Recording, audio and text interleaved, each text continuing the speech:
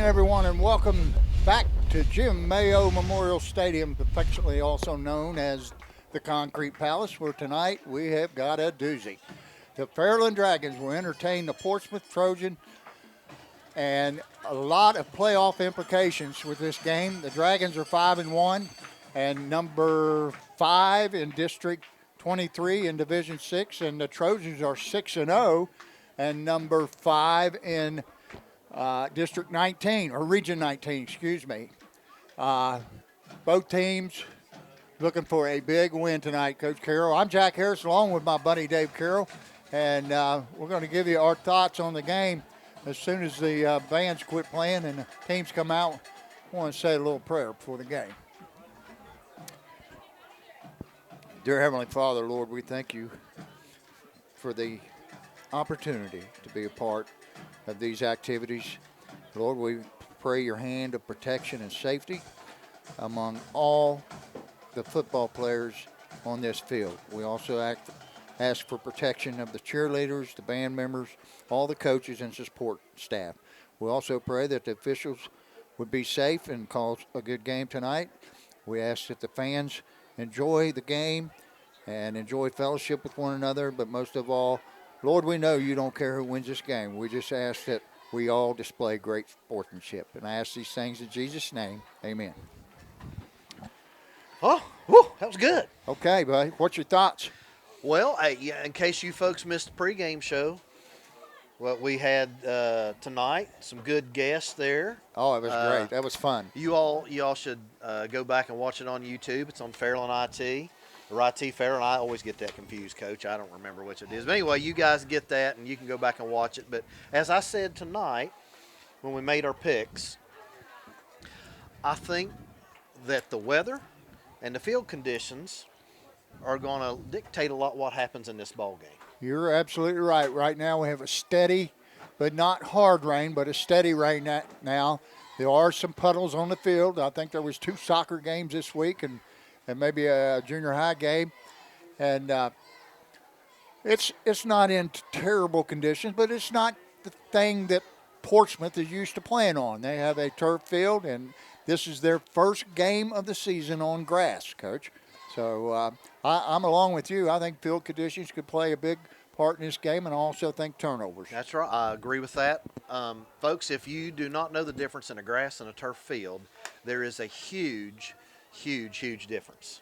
I agree. Even when the turf is wet, you can still plant and cut, and it's just different. And I do think that plays into our advantage because we practice on grass every day. I also think Joe Lambiot and Ricky Schiffko on the pregame show talked about once one of these footballs get wet, they get soppy wet, and you can't get them dry. Right, and we also talked about the snap. I know that Portsmouth's probably going to be in a lot of shotgun, and I know that Fairland's going to be in shotgun every play. I've yet to see Michael Jackson up under the center. So how the centers handle the bad balls, so to speak, the wet balls and muddy balls. And our ball boy's going to play a big part tonight, Coach. He's got to keep those dry balls coming in there. Well, and Coach, and you mentioned here on the top, guys, there's some places here, folks, on this field that it's just mud, and you can see standing water. And guys at home, you got to understand the officials have to place the ball in. It has to be between those 2 hashes in the middle of the field. That's exactly right. And if it's outside this hash that we're looking at, on the 50-yard line, it's going to go right to a mud puddle right there in the middle. Right. And there's nothing you can do about it. That's part of the game. Right. Ball security is going to be a big factor. I know Fairland's going to kind of try to do some ground and pound, and Mr. Brumfield and Mr. Martin, Zion Martin, and Mr. Cam Kitts are all going to have to hang on the football. And Peyton Jackson as well has got to make good decisions and good throws with a less than desirable dry football. And, Coach, here's the thing. Portsmouth is bringing in the top 3 out of 4 receivers in the league, the top quarterback in the league. I mean, these guys aren't slouches. Oh, no. You're not 6-0 because you've been playing the Little Sisters of the Poor. That's They're right. in Division 3, and they have 4 out of the top 5 receivers in the league. Reed Pendleton is averaging 12.3 yards a catch. Donovan Carr is averaging 24.2 yards per catch. Jaden Duncan, 12 yards per catch. And Darion Bryant, 13.1 yards per catch. So every time they catch the ball, they've gone far enough to get a first down. Now, a lot of those, Coach, though, are these little bubble screens or little quick hitches where they get the ball out in space and their athletes just make a play. Yes, and let's talk about their quarterback, Drew Rowe. He's tough. He has thrown for over 1,649 yards, 21 touchdowns, and he's a playmaker. He can pull it down, and he has run for 11 more touchdowns. So they're going to have to contain him. We talked about this in the pregame show. They have got to set the post on the edges and keep Rowe in the pocket because he's not a great pocket passer. But you let him get out on the run, and he's going to make something happen. Well, Coach, here's the thing. He's being compared, I know this is a different level, but they've compared him to Johnny Manziel because he can get out and make a play with his feet and then make a play with his arm. Right. So he's a dual threat guy anytime he touches the ball. All right, I didn't see I think the Dragons are going to receive the ball first, so Portsmouth must have won the toss. No, they're going to kick off. The Dragons have won the toss, and they're going to kick off first. They'll be kicking from their 40-yard line. Alex Bruce is Fairland's kicker. He will be kicking from south to north. And Coach, I talked to Alex this week, got him in pre-cal class, and he said, Coach, I kicked some down to the end zone in practice this week. He said, I changed my approach. So we'll see if his change in approach is going to help him get one to the end zone here tonight. We'll get back deep to receive for the Portsmouth Trojans. Number 3, Darion Bryant, one of those top receivers, and number 11, Amari Johnson.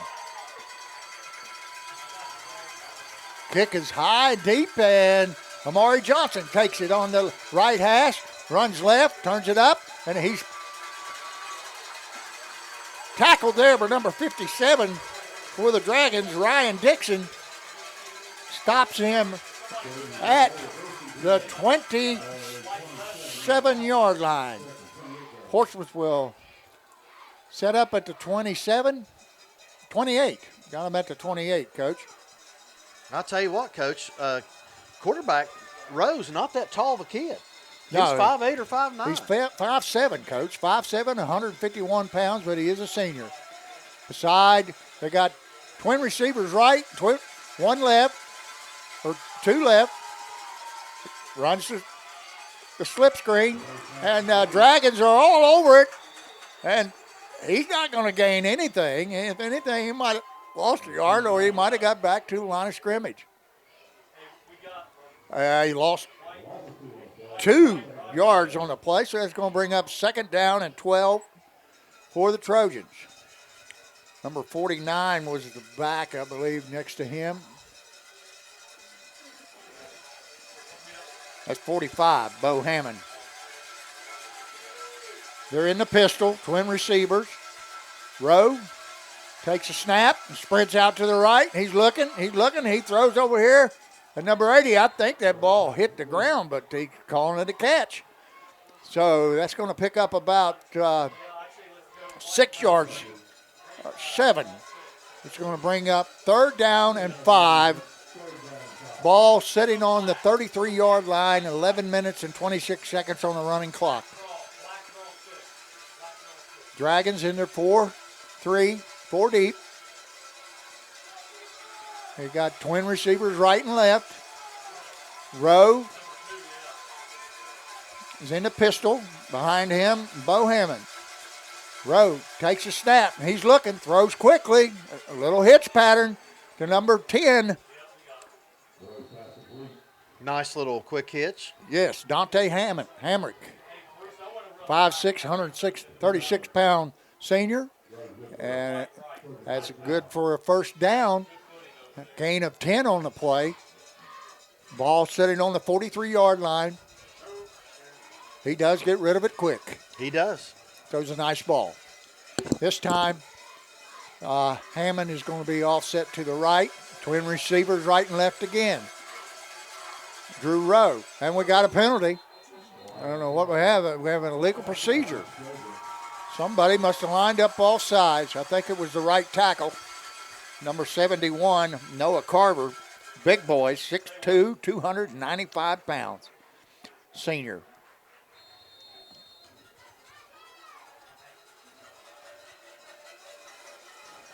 We have the same set. They've come out in the same set every time, Coach. Twins right and left. Hammond offset to the right with Rowe in the shotgun. He takes a snap. He hands this time, and he tried to run the read option, faked the handoff to Hammond. He kept it, and as soon as he turned to his right, he was met. That was great penetration by three of the front guys for Fairland. Just right through there. That was the kind of stuff that we thought was going to happen. They're going to lose 5 more, and that's going to bring up 2nd down and 20. They lost 5 on the false start penalty. 9:50 to go. Come out in the same set again. Twins right and left. This time they're in the pistol. Hammond's barking out the signals. He takes a snap, and we got a flag. Looks like we got a false start again on one of the wide receivers out there to the left, and that's going to bring up 2nd down and 25 yards to go. The Dragons have a good opportunity here, Coach, to maybe keep them behind the chains. Oh, hey, get them right here. Let's get them to punt. Get good field position. But, you know, this kid slings it. You never know what's coming. That's exactly right. We're going to go Twins right and left again. This time they're in the pistol. Rowe in the shotgun. Takes a snap. He's throwing the quick out, and he's going to be slammed out of bounds. I think that was Xander Schmidt that came up and slung him out of bounds.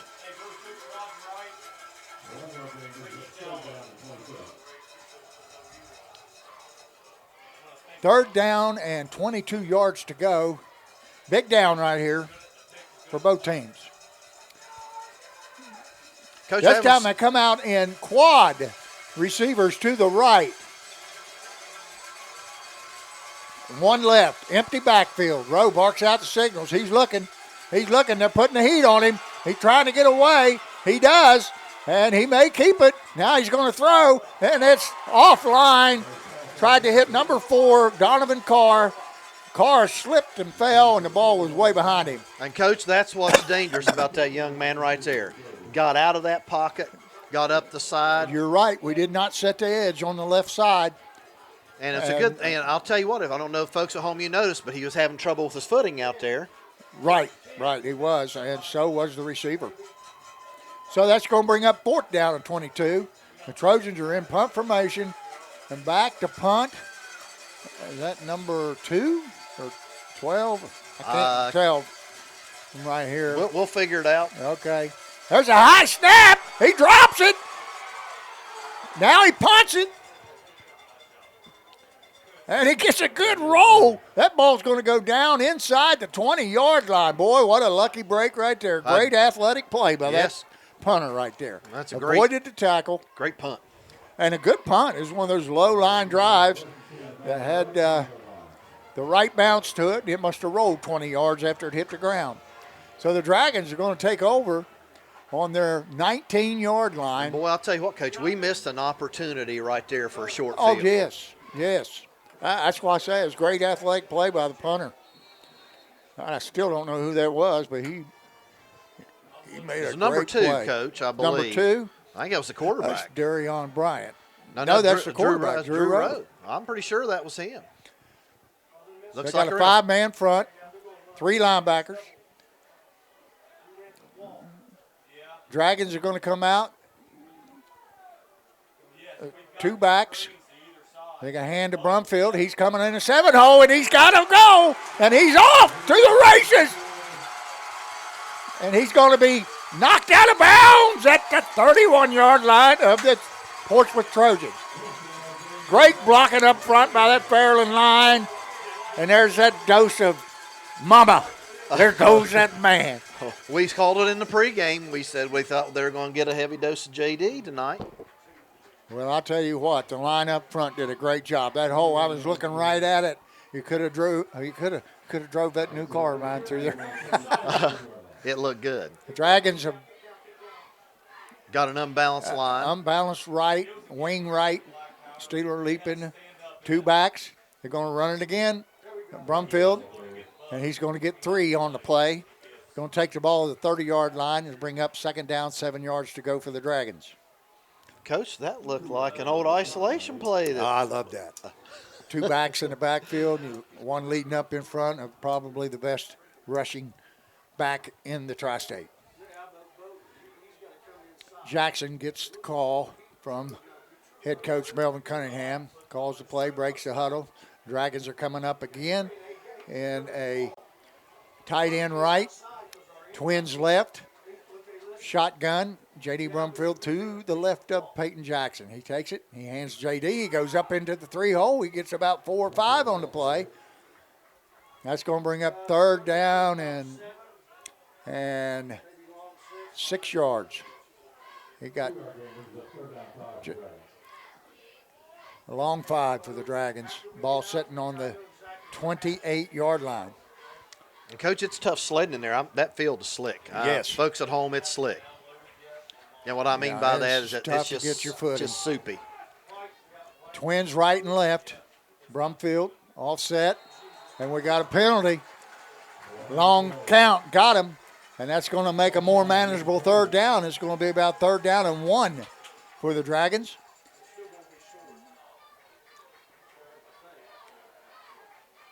That moves the ball down to the 23-yard line. Coach, this is where I'd like to see us go under center and just sneak the quarterback. Yeah, it's not going to happen here tonight, buddy. We're old school, aren't we? We're old school. We're old codgers, old school codgers. Okay, Dragons come up, twins left, tight end right with a wing right. We got Brumfield behind Jackson in the pistol. Takes a snap, hands to Brumfield. He turns it up, and he's got the 1st down. About 2 yards on that play. They only needed 1, but they got the job done. The Dragons will pick up a 1st down at the 23-yard line of the Portsmouth Trojans. 6:54 on a running clock in the 1st quarter. No score in the game. Dragons come out in that wing right again, but they got a split end right. And Gavin Davis has checked in at split up there on the top. 2 tight ends. No, just 1. He pitches it out to Cam Kitts. Kitts turns the wheels on. He turns it up, and he almost gets the 1st down. I'm not sure exactly where he went out of bounds, but it's awfully close. It's going to be 2nd down and about a very, very short 1 yard to go. That kid's got some wheels, doesn't he? Yes, he does. I saw him Sunday at the basketball court, where I referee on Sundays. I told you last week I've got him in class. He's a good all-around such a kid, great good student. kid. I went out and told him I really enjoyed watching that hit he made last week. Dragons got 2 backs in the backfield. Bad snap. Jackson picks it up, and he turns it up, and he's going to get something out of nothing. He's down to the 10-yard line, and he's going to get a 1st down. They marked him back at the 12. They're going to mark him back at about the original line of scrimmage right there, Coach. Wow. I thought for sure. Well, that is a long snap. I think that was a bad snap, too. It was. I think that was supposed to be a bad snap. We talked handoff. about that during the pregame show about how these centers were going to play a very important role in the outcome of this game. We got tight end right, wing right, with a wide receiver right. 2 backs.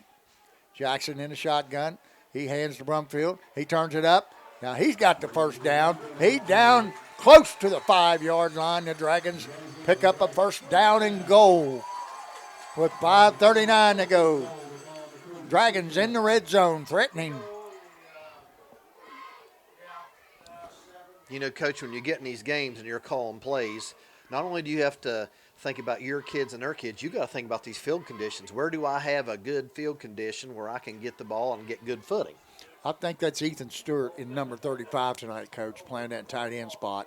It's like having 2 tackles over there. Same set. Bad snap. Jackson picks it up, and he's going to be knocked down for a loss. Another bad snap. And that's what we talked about in the pregame. You talked about it here early. We talked about you got to take care of that snap. We got to get a dry football in there, something that Mason Ward can handle. I'll tell you what, we lost about 7 yards there, Coach. Yeah, that's brings up second down and goal at about the 13-yard line.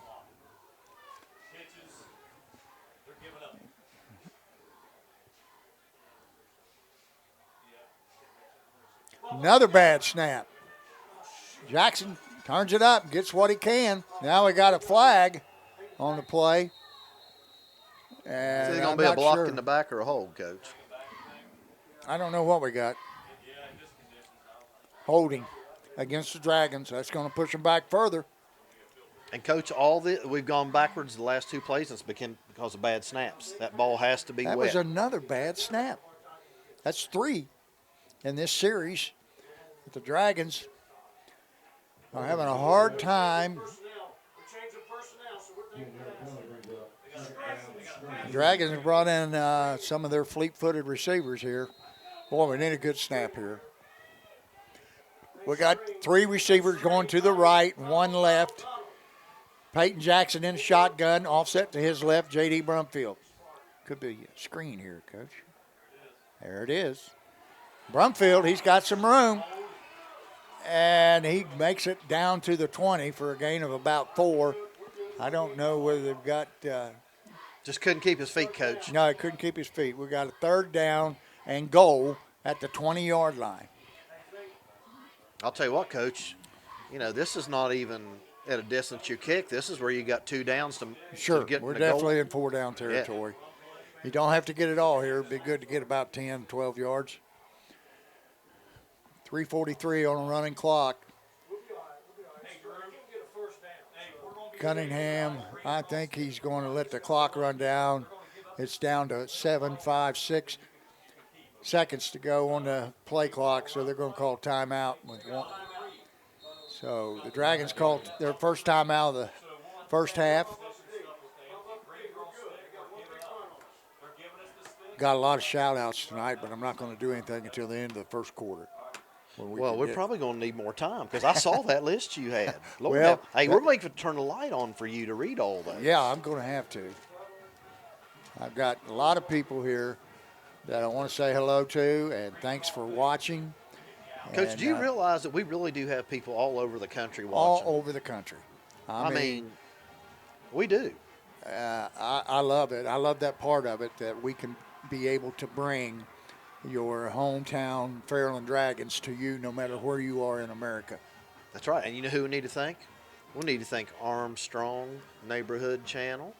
And we need to thank Doug over there next door. Yeah, he had to do producer. all this by himself tonight. Well, I'll tell you Charlie what. Dennison's on vacation, so. Well, you and I were doing a pregame show and then running up here with stuff trying to get it plugged in, ready to go. Well, I think you did most of the hauling there, big boy. Well, you did have to go to the restroom and get something to eat. Now, those are 2 important things. Oh, yeah, I hadn't had a bite since lunch. I told you I had a big lunch today. 3:26 to go in the first quarter. No score in the ball game. Dragons come out in a wing right, tight end right, and receiver right. 2 backs in the backfield. Xander Schmidt is going to take the toss, and now he's looking, wide open, get it to him! Oh, my! That ball is heavy and slick, Wide Coach, I can tell open. you right now. Cam Kitts, there wasn't a soul around him. Xander could not get a good grip on the ball. That was probably 6 points on 4th down and 1. No, I think that was 6. But I'm going to tell you right now, Coach, I I think that ball was already waterlogged. Yeah. I think it's already waterlogged. I think he didn't get his footing underneath him good, and I think he went to throw the ball. I think he kind of slid. Ball's heavy. Off all those key factors, just couldn't get it there. That was a great play call, though. Absolutely. That's one of my favorites, the old halfback pass. I don't know anybody that would do that. Yeah, Dragons come out and trips right. Single receiver left. Xander Schmidt to the left of Brumfield. That Brumfield? delay No, again? that's Peyton Jackson. Man, he's already some money. I can't read his number. Well, folks, we're probably going to not be knowing who making plays out there, especially from Portsmouth, because they have white jersey, and I already see a couple of them that you can't read the jerseys. Well, that's going to cost the Dragons 5 yards for a delay of game. And they come out in the same set, trips receivers to the right, one left, and Peyton Jackson in the shotgun. Beside him, Xander Schmidt.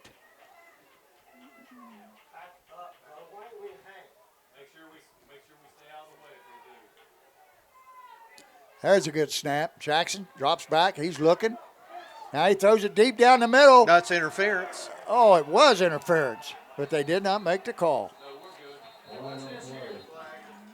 Now do we have a flag in the backfield, though? So I don't know what the call is here. Could be holding. It is against the Dragons. Holding. And it is declined. That was 4th down, so the Trojans are going to take over on downs. And the ball will be sitting on the Dragons' 27-yard line. 1st down and 10, Portsmouth Trojans. So a wasted opportunity. Portsmouth wasted theirs with penalties, and what did we do? Wasted ours with penalties. And bad snaps. I'll tell you what, Coach, I'm looking down here at the sideline. You see all that mud down here? I am glad that I'm up here in a dry, yeah, really. Look at those sidelines. not muddy press box. Portsmouth comes out in the pistol, 2 receivers to each side. Rowe takes a snap, drops, throws, an out pattern, number 49. That is, or 45, excuse me. To Bo Hammond.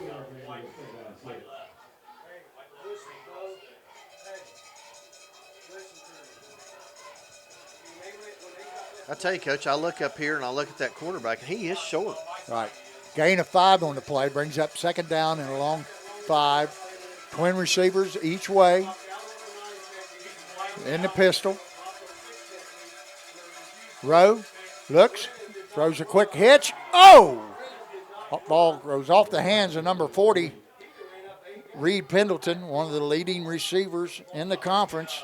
Went right through his hands. But there was... Cam Kitt had a shot at that, but he... Again, bad footing. Fell right there. That's going to bring up 3rd down and 5.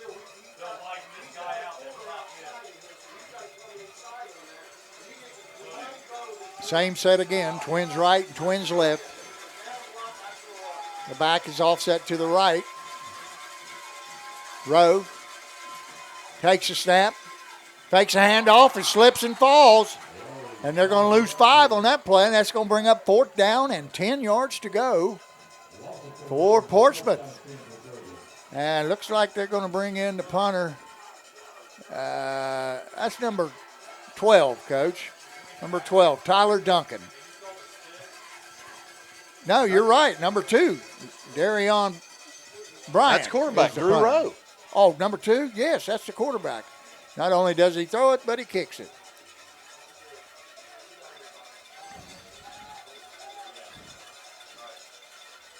Another high snap, but he handles it.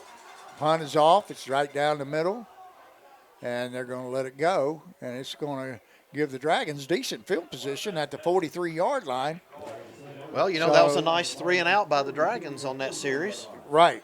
Good 3 and out, aided by a penalty and a slip by the quarterback on 3rd down.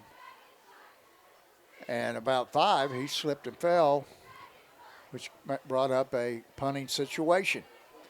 Now the Dragons take over on their 44-yard line. You know what we talked about in the pregame is absolutely playing out in this game, this field. The field and the ball. And the Dragons got to find a way to get some good snaps here. Dragons come out in a tight end left, receiver left, and a wing left. 2 backs. A hand to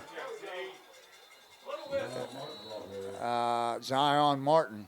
Got the hand off, but he is dropped for a 2-yard loss.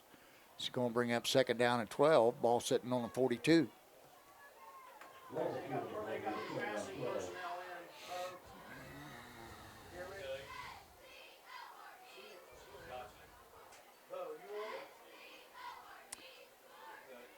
Second down, 12 to go. Dragons come out and trips left. And Cameron Kitts wide right. They're in the shotgun. Brumfield offset to the left. Good snap. Pitch left. And Brumfield was alert to get on it. Not a very good pitch there. Dangerous play to be calling under these conditions. Well, you know what? Quarterback, ball was slippery. Couldn't get the ball out of his hands. He probably should have just held that and ran.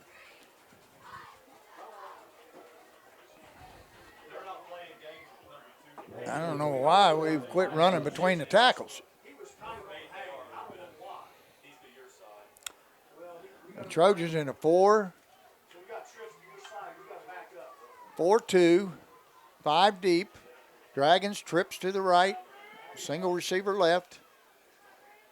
Peyton Jackson in the shotgun, good snap. He looks, and they run the jailbreak screen to Xander Schmidt, and he's turning it on down the left sideline. He's going to be caught at the 25-yard line.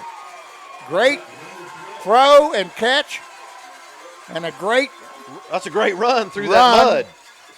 And he went through a bunch of it there, Coach. Big play for the Dragons. We'll bring up first down and 10 at Trojan 27 or 28-yard line. Coach, I believe Xander hit the 50 and put her in four-wheel drive. Boy, he's fun to watch. Trips right this time. Kitts to the left.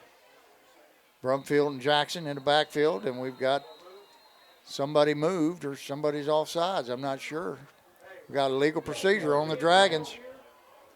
False start. Coach, this is starting out like last week. Both teams penalized how many times? Oh, Lord, it looked like a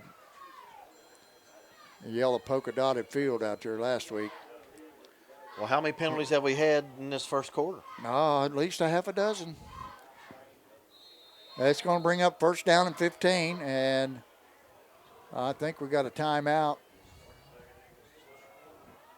Is that the quarter, Coach? Melvin's giving, is it? Yeah, no, there's 10. He's going to let it run out. Yeah, okay, I'm going to start out with some shout-outs here.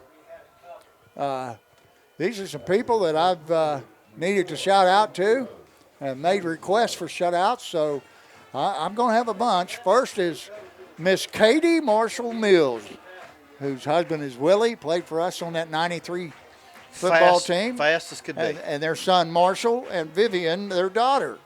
Hello down in L.A., Lower Athalia. Right.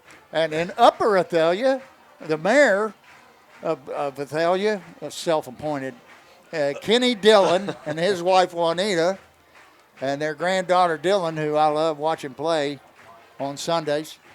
I want to shout out to Peyton Jackson's grandmother. She never misses a game. Becky Jackson. And another Becky who is probably the most ardent, avid supporter. And everybody knows her? Everybody knows her and everybody loves her. Becky Zimmerman, longtime Dragon supporter. Sons Tommy and Stephen. And she's the wife of the late Larry Zimmerman. Quick shout out to Josh Russell and his daughters Bailey and Riley. Love watching them play. I want to shout out to Kylie Bruce, John Buchanan, Adam Alt, Les Wilson, Issa Talaferro, and she's recovering very nicely from ACL injury. Adam, Les, and John are 3 basketball coaches, along with my daughter Ashley. And Kylie is a player that we saw her earlier tonight. Yes, she was on the show early. She's my refereeing buddy. Dragons take over. They're going to toss it to Jackson. He's going to try to get what he can around the right side. Got a flag. Oh, my goodness. I think it's going to be a hold. Holding against the Dragons. Man, oh, man. Well, give us a couple more while we got a penalty here. Doug Curry family. Late Doug Curry, great friend of mine. Member of the 1960 Untouchables.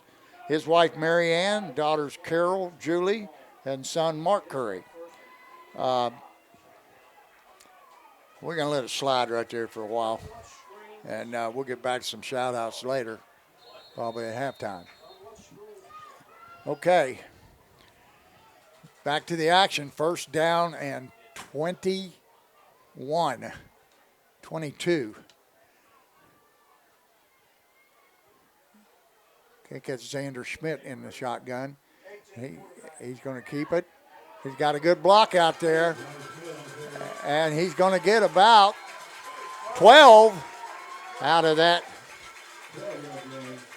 And that's going to bring up second down and 10.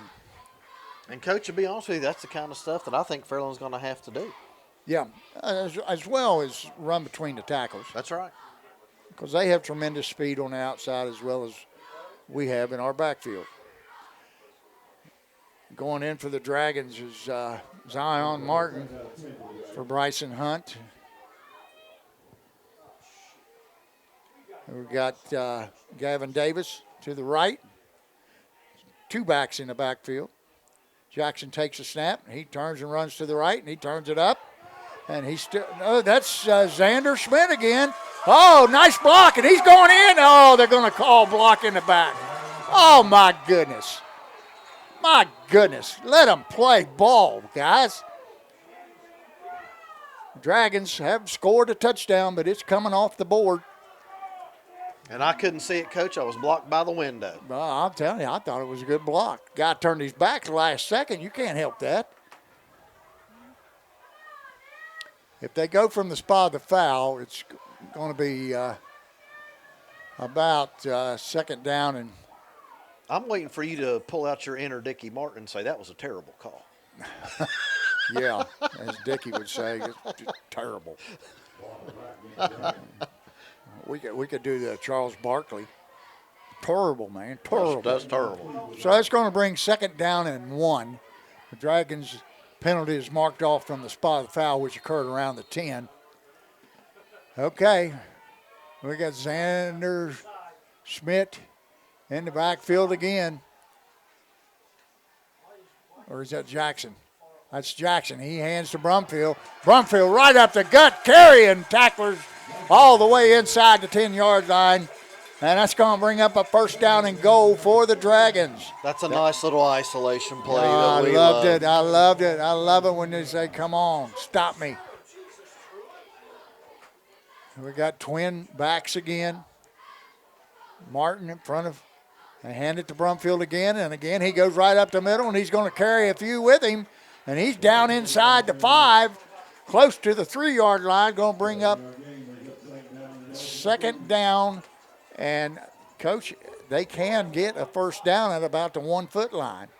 Yep. It's going to bring up second down and a long 3. You know, Coach, ball sitting on the 3. We're going to do the same thing again. This time he wide open. Oh, he gets down. Slips. Oh, it's going to be close to a first down. And, Coach, you realize what they're lining up in? That's our old slot left out of the pistol. That's right. what that is. Right. Little power eye action without the power back. Third down and 1. All sitting on the 1. A hand again to Brumfield. He dives into the end zone.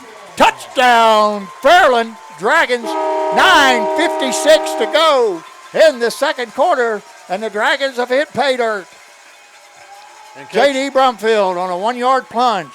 You know who I'm going to give the shout-out to on that series is Xander Schmidt. Xander Schmidt. Xander Schmidt had the lead back. Had 2 big plays right there for us. Yeah, and you have to give those guys up front some credit, too. Didn't allow any penetration. So the Dragons look like swinging gate. There might be lining something up tricky here. And they do. And it is good for a 2-point conversion. The center picked it up. Man, that was risky. You know, he made a good lateral. He just picks it up and laterals it to Schmidt behind the line, offset about 10 yards from the ball, and they drive it into the end zone for 2 points. And the Dragons take an 8-0 lead with 9:56 to go in the second quarter. I'm glad to see them doing that because I did that every time we scored. Is that right? I always did, and I always had a call. People didn't know, but my quarterback calling the play always knew I had some hand signals, and they always knew what we were going to do. Yeah. Officials had a little conference there. I don't know what that was all about. But Portsmouth Trojans coach comes out, and the referee goes over and explains something to him.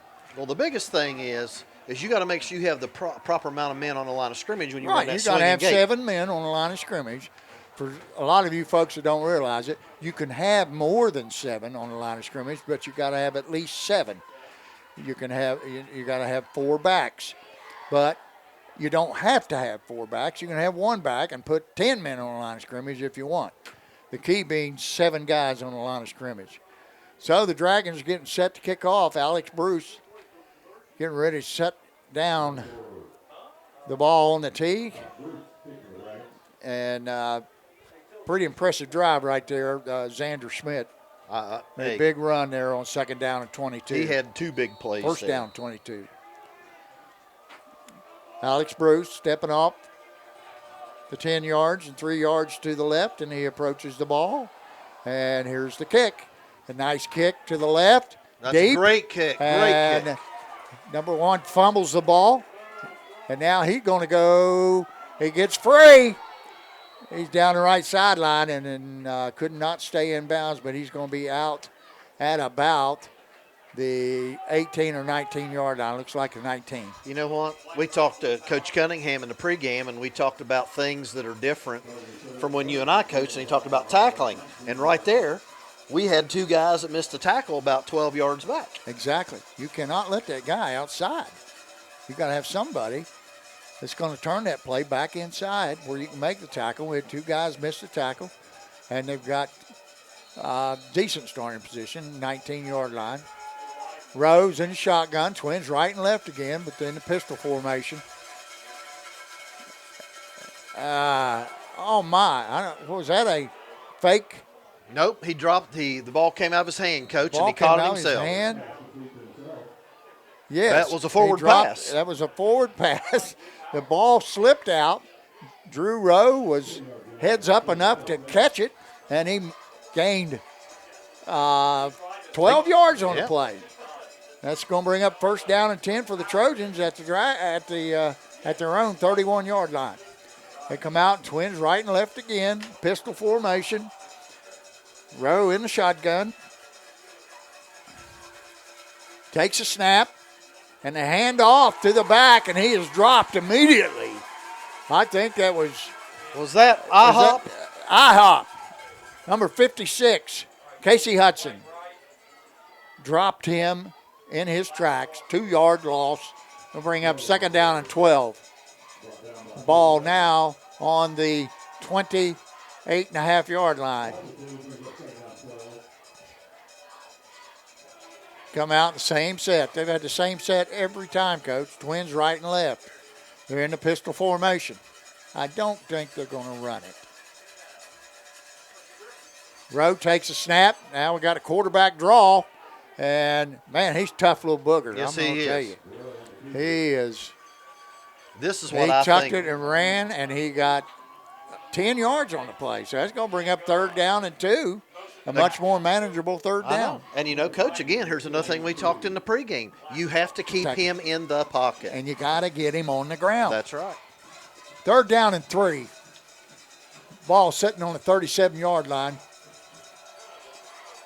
Twins right and left again. Pistol formation. Rowe barking out the signals. Back goes in motion. He looks, he's going to go again. This time they get him on the ground. And that's going to bring up a 4th down. That was Xander Schmidt. Shot the gap. Got 2 arms around him and brought him down for a loss. 4th down and 3 yards to go, and they are going to punt. Coming in is, you got to be careful here since Rowe's a punter. He's liable to tuck it and go, Coach. Well, you remember what happened last week. We didn't watch that South Point punter and send the guy in. Got a 1st down on us. You got to set the edge here. He takes a snap. He looks. He punts. Nice punt. Good punt right down the middle. Steeler leap. Signals for a fair catch, but he thinks better of it and lets it drop, and it drops dead at the 26-yard line of the Dragons. Coach, you know what? That was a smart play, and I'm going to tell you what. Yes, folks at you home, can't take that ball, chance. No, that ball was wet.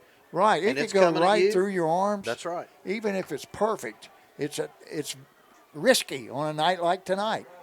It does look like the rain has stopped, but we don't have dry conditions. Far from it. We've got the Campbell soup out there in the middle. We've got the Campbell soup out there in the middle. Yeah. All right, Dragons set up first down at 10 at their own 27-yard line. The Dragons come out in twins left, tight end right with a wing right. Steeler leap is the wing. Brumfield behind Jackson in the pistol. Good snap. And we got a quarterback draw. Jackson turns it up and picks up a good yardage on the play. He'll pick up about 7 or 8. It'll be second down and 3 yards to go for the Dragons. Ball on the 33-yard line. Coach, this is what we got to do. We got to run it right straight at him. Absolutely. We need a little dose of JD. Or Xander. I like Xander. I like Kitts. We got all kinds of weapons. Yes, we do. We got twin receivers right. Hunt and Schmidt to the right. And they're going to run it to the left. And J.D. Brumfield has got enough to pick up the first down. Got 4 yards on that carry, and that's going to move the chains for the Dragons. First down and 10, ball sitting on the 39-yard line. Well, Coach, I expected this to be a long game tonight with all the passing, but the ball's on the 38. Everybody's running the ball. Well, a night like tonight, it's hard to get a grip on it. It's hard to catch it. So, Dragons got a great line. We're unbalanced to the left, Coach. Unbalanced left, 2 backs in the backfield. He's going to hand to J.D., and he is dropped right after he gets the handoff, and that's going to be a loss of about 3 on the play. It's going to bring up second down, loss of 4 on the play, second down and 14. Ball moves back to the 35-yard line. Coach, there's nothing that kills a running game more than penetration by the defensive line. Yeah, somebody didn't get their blocking assignment there up front. Drive you crazy. Oh. I remember going back and watching film after you're right. Twins right and left this time for the Dragons. Brumfield offset to the right of Jackson, who's in the shotgun. He's barking out the signals. Good snap, drops back, looks. Now we got a penalty flag. Got a receiver out there, and it is incomplete. Too long for, I believe that's Gavin Davis, the intended receiver. Sideline warning. Sideline warning will not cost you any yards on the first one, but after that it can cost you 5.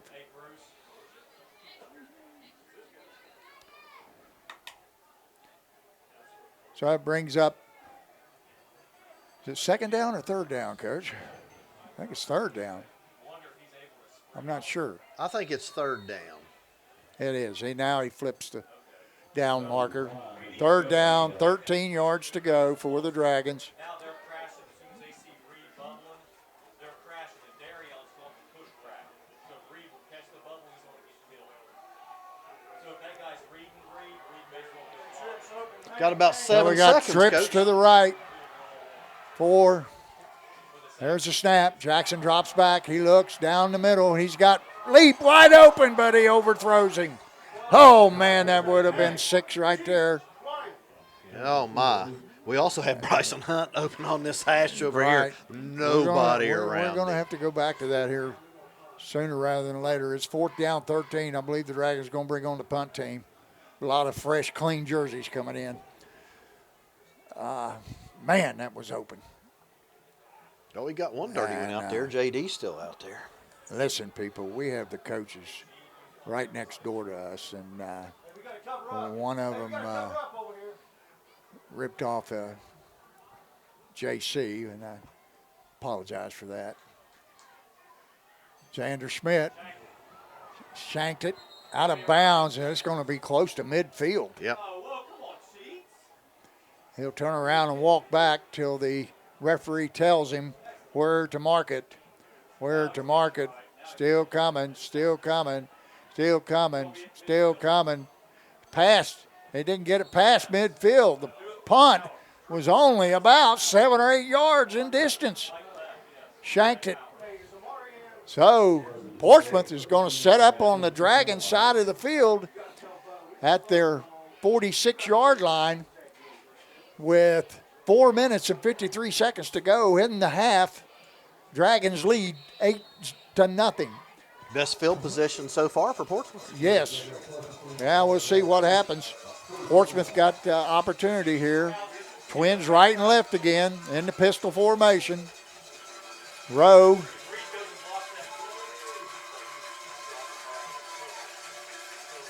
He takes the snap. It's rolled back to him. And he gets out of there. Another great play by Drew Rowe. He's squirrely. That ball rolled back to him, and he had enough wherewithal to pick it up, and he gained about 12 yards on the play. Ball is now at the 37-yard line of the Dragons. 36. And it'll be first down and 10 for the Trojans. They're 36 yards away from pay dirt here with 4:29 and the clock running. Twins right and left again. Pistol formation. Rowe barks out the signals. There's a snap. Good snap. Quick screen out. And he's dropped in his tracks. Great play there by Xander Schmidt. They're running that quick stuff. And it's just not working against the Dragons. Coach, really the only yards they've gotten is Drew Rowe. Drew Rowe. Up exactly. the middle. I mean, he's the on guy. The quarterback draw, and the quarterback just picking it up and going with it. And that was a loss of a yard, maybe 2. Bring up second down and 11. Ball on the 38-yard line. Now they have trips to the left this time. One receiver right. They're going to run quarterback draw again. And he is met and dropped. And there by number 54. That's R.J. Ward on the tackle for the Dragons. And Coach, that's great. That's great pursuit down the line of scrimmage. Yes, it is. Right, another yard loss on the play to bring up third down and 13, long 12. We'll call it 12. 3:05 to go in the half. Dragons leading 8-0. Portsmouth. Big play right here for both teams. Well, I'm sorry, Coach. This is 4-down territory for me in conditions like this. And this if he gets any yards here. Yeah, trips right and left again. Twins right and left. Pistol formation. A ball hit the lineman, and he's going to be dropped. Lucky to get it back. Boy, those centers are having a hard time. Boy, we predicted that one right, didn't we? Yes, I mean, that ball hit him in his own left leg. He just could not get the ball up to the quarterback, and that's going to bring up a fourth down and 15. I don't know what they're going to do here. Looks like they're sending in the punting unit. You know what? That's the thing about experience. You got a lot of experience sitting right here, and we called this game before it even started. That's what two old codgers will do. I reckon so. Okay. Dragons are forced to punt after Trojans got the ball on the Fairland side of the 50. Rowe punts it. Another good punt. Nice spiral. And going to let it drop, and it goes into the end zone. The Dragons will get the ball on the 20-yard line. We got lucky on that one. That was a great punt. That Did you was. see that ball? That kid has got some talent. I wonder if he plays basketball, too. I don't know. If he does, he's probably a point guard. Point guard, yeah. And if he is, he's probably got pretty some good. wheels. Yeah, I would say. He's a good athlete. And you know what? When we were doing the show, I watched him walk in, but I didn't necessarily see him down there. Right.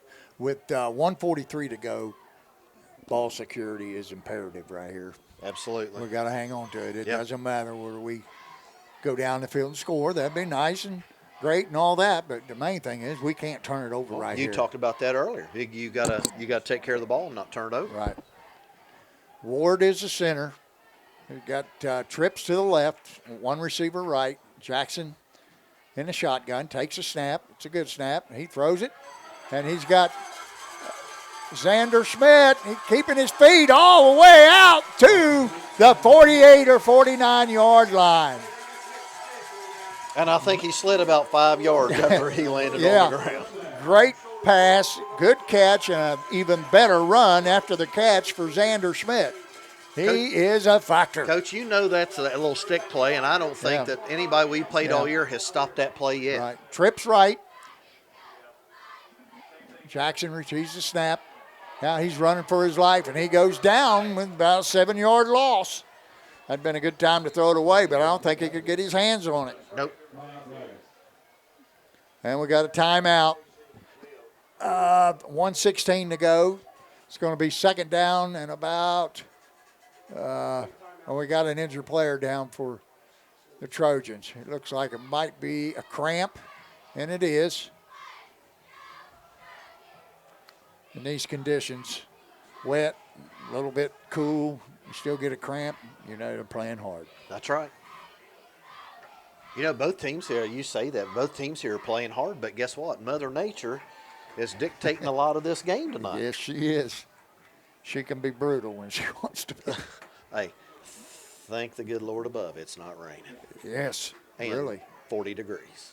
Yeah, I love it. Actually, I'd love it because we're up here. I don't know how much they'd love it. Good point.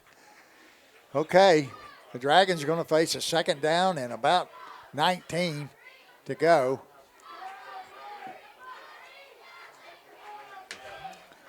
Well, that number 74 is a big fella, isn't he? I think he's the one that goes like 3-something. He's a healthy young man. 74. That's old Adam Nick. Charles. No, that's Nick Knight. Huh? 74, that's Nick Knight. Oh, I was looking at the wrong side. Nick Knight. Now, 400 pounds. Hey, let me tell you what. He's a good young man. Yep. He really is. Dragons come out, trips right, single receiver left, in the pistol formation. Brumfield behind Jackson. Jackson, good snap. A little toss to the right to Brumfield. Brumfield looking for running room, and he jumps over one, avoids another, and he's run out of bounds at the 45-yard line. That was gonna Xander. Bring up, was that Xander? Xander Schmidt. Xander? I believe that was Xander. I think JD was lead blocking for him. Well, anyway, I think. that's going to bring up about third down and 12 for the Dragons. And, Coach, look where we're placing the ball. You folks at home, look where they're placing this football. Yes. Right on the hash, in the right mud, in the, on the 45-yard in line. the slop. Here it is. Good luck. Oh, it brings it up a yard to the 46. Bring it up third down and 12. Dragons trip receivers to the left, one receiver to the right. Peyton and Jackson in the shotgun with Brumfield to his left. Good snap. He rolls out to the left. He throws the pass out there to Xander, and he's got, looks to be the first down. And that is the first down. Ball at the 42-yard line of the Portsmouth Trojans. Boy, Chris Hunt's got a critical job tonight, He doesn't does. He sure does. And, Coach, on that last pass, that was just a flood pass. He rolled him out, hit the receiver underneath, had two blockers out in front of him. It's a good call. The Dragons have executed pretty well, except for a few bad snaps in that first quarter. If they get the ball back to Jackson, the offense has been running pretty good here. We got trip receivers to the right, one to the left. Brumfield to the right of Jackson. Good snap. Another pass. Oh, that's a flag. They're not going to throw it. They're not going to throw it.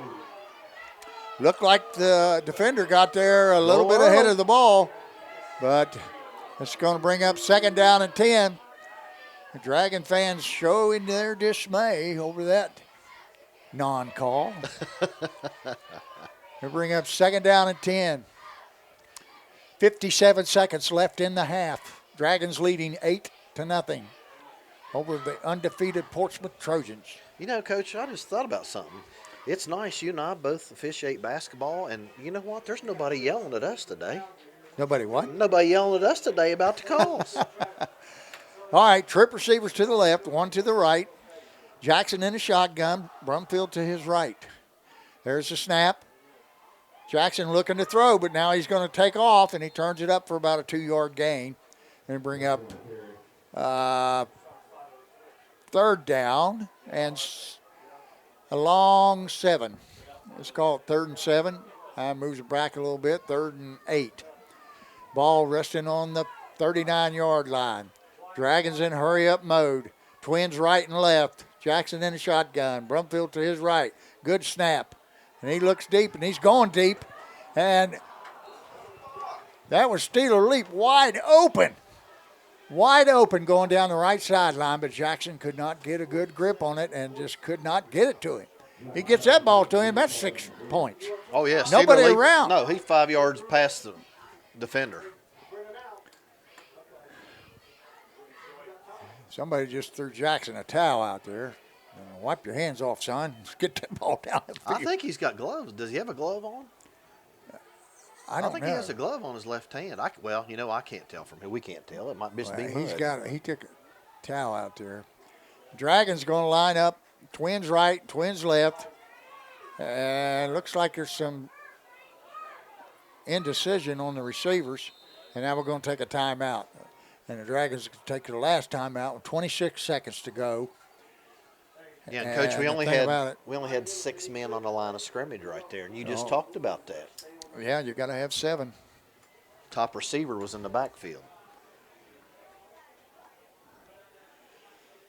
Well, I'll tell you what, Coach, I know before you start your shout-outs, I'm going to give a shout-out to Phil Snyder, Dara Snyder's husband. He had some surgery this week, so Phil, shout out to you. Dara's husband? Yeah, well, he's a shout out good to dude. him. Let's get him get better and hope he heals up. Yes. Praying for a quick recovery, Phil. Hope you're enjoying the game.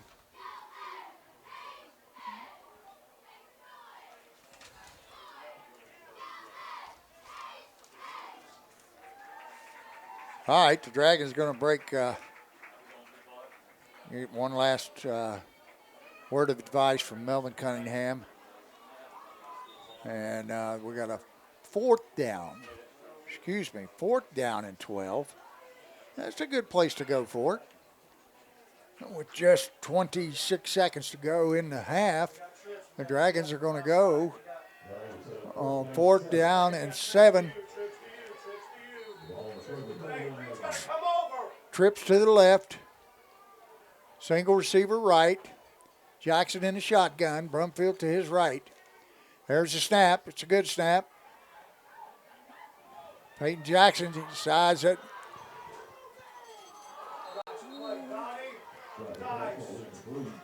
18 seconds. The pass is incomplete. Intended for, I think is that Bryson Hunt? I can't tell if that was him or is that Cam, but I'll tell you what. Okay. That's got it. That's daggone good coverage, Coach. That defensive back, I don't know who that was, but sure did a good job over there, coverage.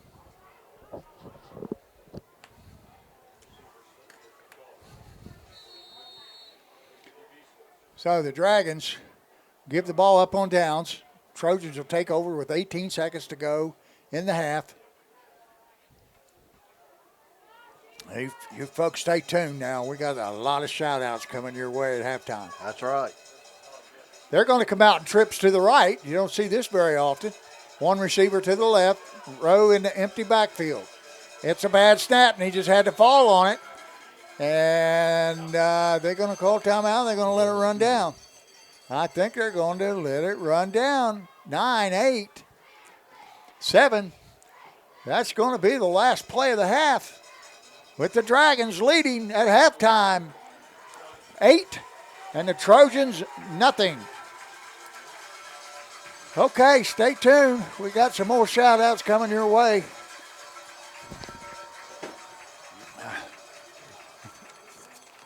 That was a very entertaining first half.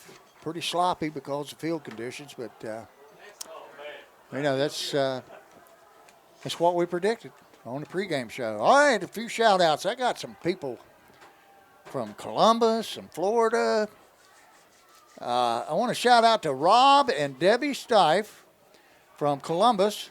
That happens to be Steeler Leap's favorite uncle. Really? That's what he told me. And another uncle, one of the best athletes to come through Fairland High School, J.D. Leap down at Fort Myers close. I don't know if he moved into his new home or not. But hello, J.D. Hope you're tuning in and enjoying the ball game. I got one from Colorado Springs, Colorado. Woo. Yeah, Bill Wolf. Bill Wolf is the brother of Rena Allen. He wrote 3 books about basketball, a red-headed basketball player that is just unbelievable, Coach. I hope you get a chance to read them. I gave them to John Buchanan. He loved them. And I haven't caught his third one, but I know one of them's called Red Hot. And the first one, I can't recall the name of it, but Bill Wolf. A lot of it has to do with the West Virginia area, like Fairmont and Martin. I can't recall them all, but it's very, we can relate to all the stuff. There's a Camden Park in there. It's got all kinds of stuff. And it's about Bill's childhood and this redheaded freshman that moves in from Ohio to, I forget the name of the school. But anyway, if you get a chance to read these books, I hope you do, because you won't want to put them down. Bill Wolf from Colorado Springs, Colorado. Bill, I know you're tuning in, and big hello to you, and I want you to know I really enjoyed your books. Okay, Coach, time for you to do some. Well, let's just get back to our normal. First of all, let's say hello to Mary Johnson and Tom. I know they're listening. You know, she nicknamed us the Codgers, and it's kind of stuck. So we'll say hello to them. We'll say she loves us. I know it. Shout out to my nephew down in Birmingham. Maybe he's listening tonight. And niece Elizabeth had a birthday last week. Give it to her. And of course, I can't forget my kids. Sure. Nick, he's down in South Carolina enjoying that nice warm weather. I've got Isabella's home again this weekend. Bren's out working tonight, so. Well, I've got. I want to shout out Chuck Wentz for keeping us dry during the pregame. You know what? He's the one that erected that tent. You know what? We got the chairs for us. We should have thanked him on the pregame show. Yes, buddy. Chuck, we thank you. Fine cross country and track coach, as well as wrestling coach for the Dragons. Yep. And you know what? Guy does a pretty good job. Yes, he does. All right, I got one last request, and this is, I went to pick up my grandkids. I picked up Stella and Cash and Lola, and I didn't get Rosie today. Her mom got her. My little Frankie June's at home. Hello to all you guys. But the 93 state football playoff team, I ran into Damian Southern. He said, man, how about giving us a shout out tonight? And I said, okay. So I wrote down as many names as I can remember. For those of you I don't remember, I'm sorry. But we're starting off with Damian Southern, Worm Leap, J.D. Dinwiddie, Mark Hinkle, defensive coordinator for the Dragons. But he was my tight end. I know, but you know what? J.D. Dinwiddie's head coach down in Asheville, North Carolina. And doing a great job. Yes, he is. Bill Cummings. Oh, he was a do-it-all for us. Kicker, he kicked a 44-yard field goal over at Tulsa. I remember. I was there. They didn't think he was going to kick. Jeff Gorby was our center. He's the current AD. Mike Jackson, one of the coaches for the Fairland Dragons, with my quarterback, J.D. Smith, T.J. Henson, great receiver. We ran 2 5-yard quick outs to him down at Williamson. 55 yards, touchdown. And after the game was over, the old man come in, and I thought, uh-oh, what's going on here? Did you get stuck on the railroad tracks down there? That's just all I want to know. He said, Coach, that's the best passing football team I ever seen. We passed over 300 that game. Josh Shortridge, Jonathan Casella, Kevin Dameron, one of our tackles, Tony Brammer, Todd Taylor. He was a backup quarterback and played defense for us, and he did a few other things for us. Good kid. And Ryan Hager and Jonathan Casella. Yeah, you can't forget them. Those are some good kids, I want to tell you. Well, I'll tell you what, Coach. I got one more shout out. Go with it. And you asked me who that was, and that's Miss Montgomery. So we're going to give her a shout out. She's supposed to be out there listening tonight. So, Miss Montgomery, hello to you. Okay, we're going to take a little break here. There's 14 minutes and 30 seconds to go in this halftime. Portsmouth band. Oh, you know what, Coach? I almost forgot. We haven't done this yet, and we have got. We you have better got. do that. Oh, I'm going to take a little break. all right. Well, folks. I'm going to introduce the cheerleaders because we haven't talked about them all year. So I'm just going to read them off here real quick and let you know we've got Lexi Steele, who's a captain. She's a senior. Maddie Workman's a captain. She's a senior. We also have Holly Shavelhood and Jalen Gerald, seniors. Your juniors are Ryan Henry, Casey Adkins, Brooklyn Hall, Amelia Butler, and Mackenzie Maynard. Sophomores, Katie Stitt and Kenzie Ray. Freshmen, Mary Kate Porter, Lily Rickard, and Jenna Picklesheimer. Those ladies do a great job. So, folks, we're going to take a break here and let you guys enjoy the bands and enjoy Mr. Carper. Had him on earlier pregame show. If you guys didn't get to watch the pregame show, you all need to go back and watch that on YouTube. We had a great time, and we both just really enjoyed ourselves there. And you guys go back and take a listen to that. Let's thank, again, we want to thank Doug, our producer from the Armstrong Neighborhood Channel. And if you would, click on the IT Fairland, hit the like button, and subscribe. We appreciate you. We'll be back here in probably about 10 minutes. See you, folks.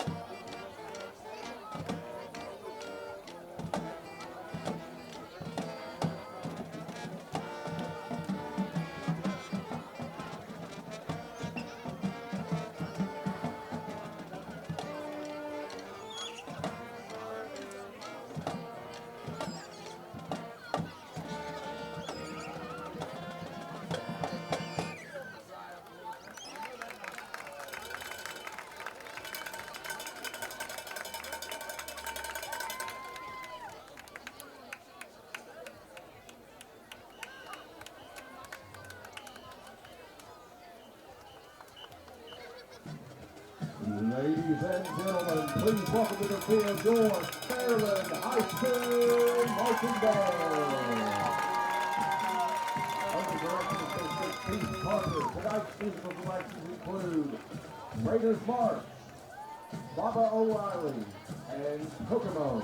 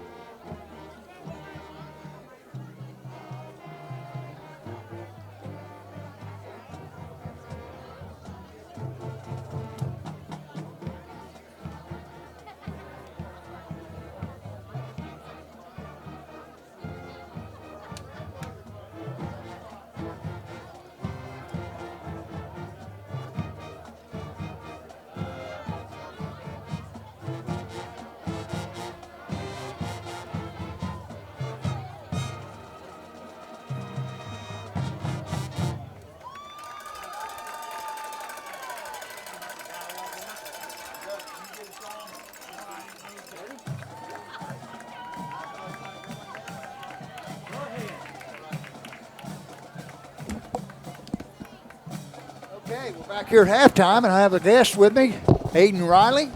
He's going to do some stats and figures of the first half. And Aiden, I'm going to turn it over to you, buddy. This was kind of impromptu, but I'm happy to do it. In this one, I mean, it was a slip and slide back and forth. Neither team was really able to get a foothold into this one, but Drew Rowe, the starting quarterback for Portsmouth, obviously he was somebody coming in that a lot of people had eyes on. And coming into this one, Fairland had done their homework, and they've shut them down so far, just 7 for 9. He's about the only offense that I've seen from them, to tell you the truth, because they've done a good job on the bubble screens and the slip screens. Yeah, that's for sure. 7 for 9 for 31 yards and 7 carries, 0 yards. That's mainly just sacks. A lot of that has to do with his rushing and just unable to make any cuts, really. That's been the difference. And then Brumfield, obviously, this is kind of an environment that he thrives in, right, where you just give him the ball and let him go to work. He's a mutter for sure. And he's been big. 13 carries for 79 yards. So pretty good first half. I appreciate you having me on. But unfortunately, I'm putting some stuff together for the broadcast going on at 11:30. So I'm unfortunately going to have to head out, but I thank you for taking the time to talk. Aiden Riley, it's my pleasure, and we thank you for giving us those stats. Have a good night. Okay, you too. All right, we're about ready to start this second half. There's 15 seconds to go till the 3-minute warm-up, I think. Both teams are on the field warming up right now. And back to the mic is my cohort, Coach Dave Carroll. Coach, what do you think about this second half? That was pretty good display of containing Drew Rowe. Although he got loose a couple times, they were still able to get him on the ground. Yeah, I saw you in here talking stats. How many yards did he have rushing? I didn't get that number, but he's only got 31 passing, 7 of 9. 31 yards. Well, and most of those 7 of 9 have been little quick dinks, hitches or the 5-yard outs or. Yeah, the slip screens and the bubble screens, and the Dragons have done a great job covering it up and getting those guys on the ground. Because coming into tonight, they were known for making those little dinks and dunks. Right. And then the receivers getting a bunch of what we call yak yards after catch. And the Dragons done a good job of containing those receivers and a fairly decent job of containing Rowe. I wouldn't think they've got a whole lot of yards. I know J.D. Brumfield has, I forget how many carries, 13 or something like that for 79 yards. Right. So, we got some scores of interest, Coach. Well, I'm going to see if I can find some. Well, Brian Ward, the PA announcer and golf coach here at Fairland, the Pointers are ahead of the Panthers, 7-3 at halftime. Wow. The Vikings of Sim Valley are tied with Scioto East 0-0 at halftime. The Ironton Fighting Tigers are pasting the Cold Grove Hornets 34-0 at halftime. Can you believe that? No, I'm shocked at that a little bit. I'll be honest with you. I mean, I did call for Ironton to beat them when we made our picks because I said I didn't think that the Cold Grove's offensive and defense lines were. But that's, Rock Hill and Gallia was tied at halftime 0-0. Now that surprises me, but you know what? If Rock Hill keeps the ball like that's their offense and keeps it away from Galplis. Well, then the thing about it is I think these field conditions are affecting everyone. Wheelersburg is up on Waverly at halftime, 3-0. So, it's holding the scores down. I don't think we're going to see a whole lot of TDs tonight. The Dragons, if they can get one more, and they will receive the second half kickoff because they kicked off to start the ball game. So, if they're able to get another score on the board, it's going to be a hard road to hoe for the Portsmouth Trojans. Well, let's see. Ironton 34-0 over Cold Grove. Jackson 34-7 over Washington Courthouse. Berg 3-0 over Waverly. How much? 3-0. All 3-0. Yep. Menford 28-0. I don't know who they're playing. Valley and West tied. Lucasville Valley. Okay, Valley and West tied at 14, second quarter. So, I don't know. Doesn't seem like we're getting a whole lot of scores. And I don't see it. I didn't see the South Point Chesapeake score. 7-3. I'd say that's probably a good game. Yep. But you know what, Coach? I'm going to say this, though. All those teams we're talking about, guess where they're all playing? They're all playing on turf. They're not playing in the soup. These kids are. I know it. You're right. Okay, going back deep for the Dragons, Cam Kitts, number 1. Number 8, Xander Schmidt. And deep in the middle is number 3, Zion Martin. And they're going to await the kickoff of Zach Roth, number 42. He's going to be kicking off for the Trojans. He puts the ball down in the center of the field at the 40-yard line.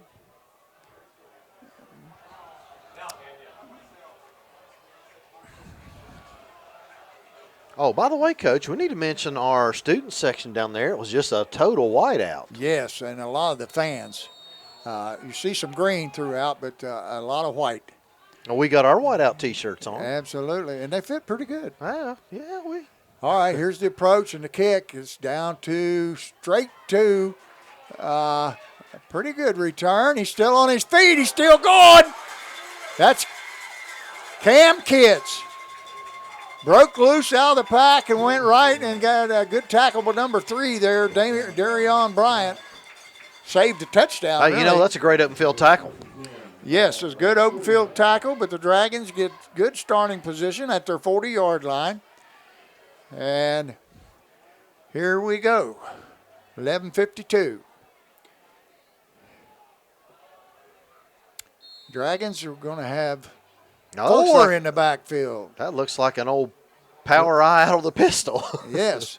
Hand to Brumfield. He's off the left side, and he is tackled immediately at the line of scrimmage, but he lunges forward for about a 1-yard gain.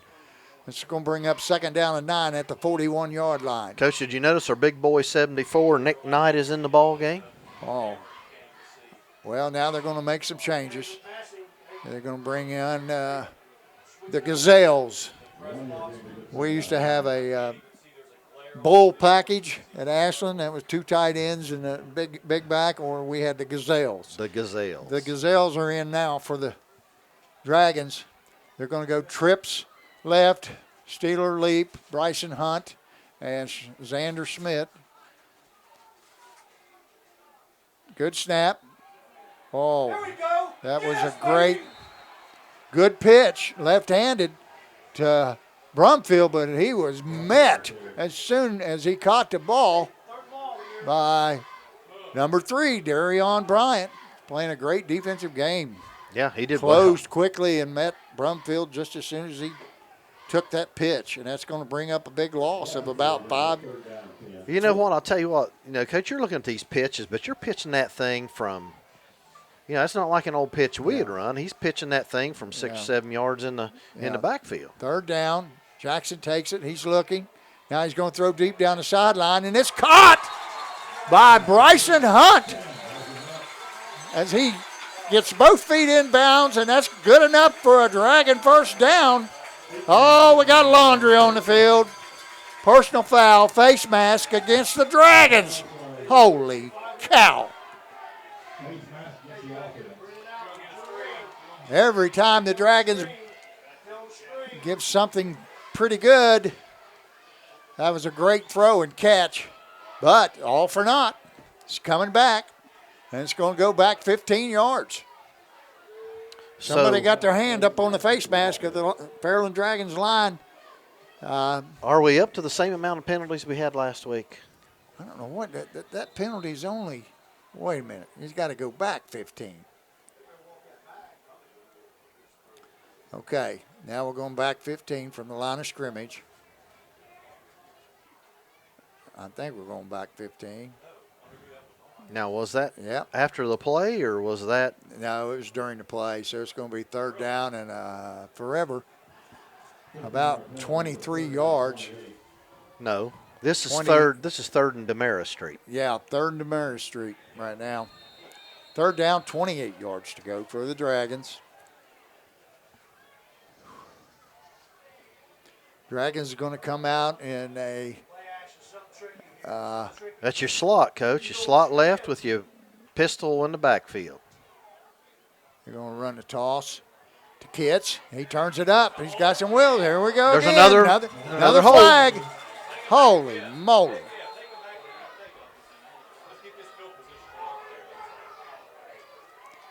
Gonna be another penalty on the Dragons. Man, I never seen it.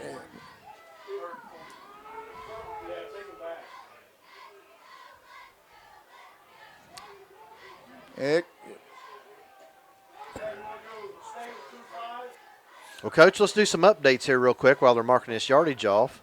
Withersburg Pirates 10-0 over Waverly. Notre Dame is 39-0 over the Eastern Eagles. Menford Falcons 28-0 over Oak Hill Oaks. Gallia is now up on the Red Men 6-0. Let's see, anybody else of local? 7-3 South Point. Yeah, they're going to march back 15 more. I think it's third down and Orchard Drive now, Coach. Yep. Third down, 38 yards to go.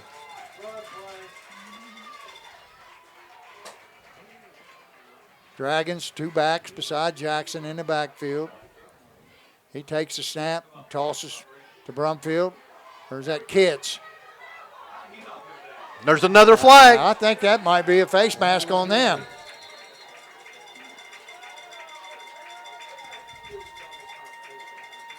If that is, That's is a first an down. automatic first down. Personal foul, face mask on the Trojans. And that'll be 15 yards and an automatic first down for the Fairland Dragons. Boy, you're talking about escaping doom right there. That would have been about fourth down and 20-some. And now it's going to be automatic first down. I think it's automatic first down. It should be. No, they're calling it third down. Third down about 18 or 19.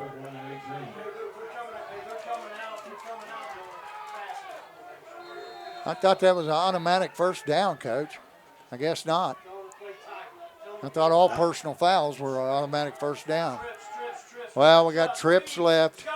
One receiver to the right.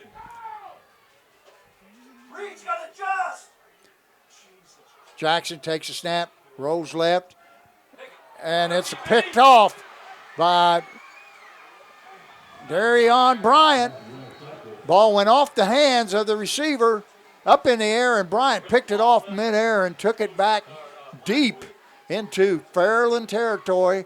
They're going to set up first down and 10 at the Dragons' 20. It's going to be around the... Hard to see. It's going to be around the 27-yard line. Best starting position for the Trojans Or tonight. about 28 yard. Now 27. Now he moved it up. So first and 10. And we got four receivers to the left and one to the right. Drew Rowe in the backfield, empty backfield, throws a quick out. It is caught. And a good open field tackle there by Steeler Leap, I think. Or was that? Can't see the jersey from here, Coach. I think it might have been Cam Kitts. Yeah, it was. So they picked up 3 on the play, bring up second down and 7. Ball rested on the 24-yard line. We got twin receivers right and 2 to the left. Rowe is going to tuck it and go, and he avoids a couple tackles, but he can't get away from Steeler Leap. Steeler Leap got him around the legs and got him down. They'll bring up third down and 6. That was a gain of... I think IHOP was in on that one, too.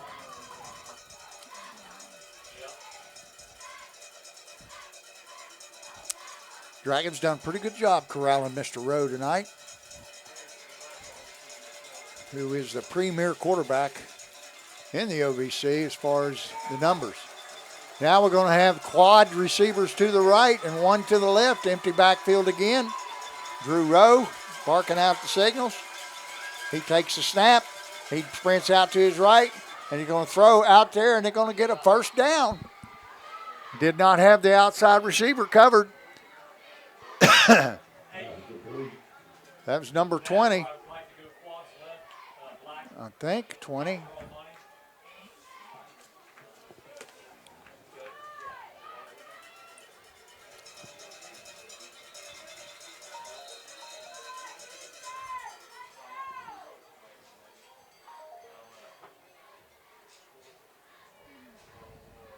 don't know what we got going on in the field down here. I If don't we have a know timeout. I don't know what's going on. Hello, Lola. Just got a message from Lola. She says hello. Tell Lola I said hello.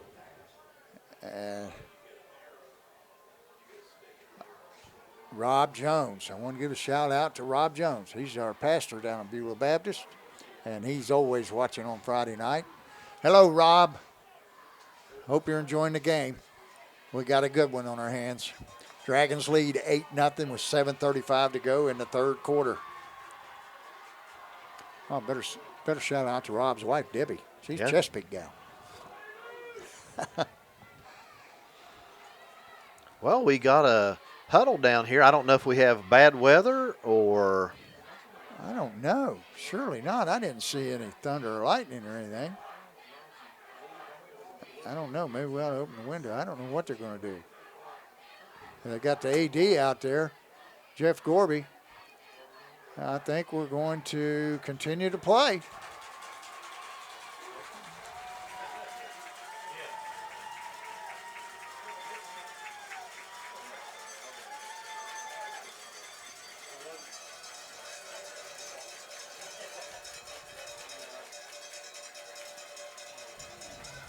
Al Melvin's got something to say to the official. He's going to walk Melvin back over to the sideline.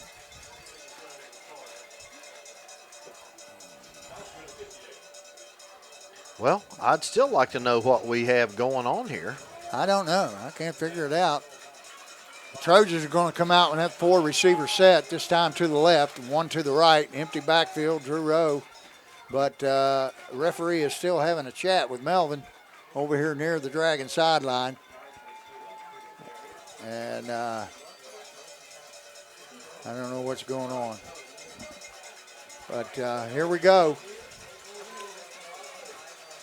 And, Coach, we're covering 4 with 3 over here. I don't know about that.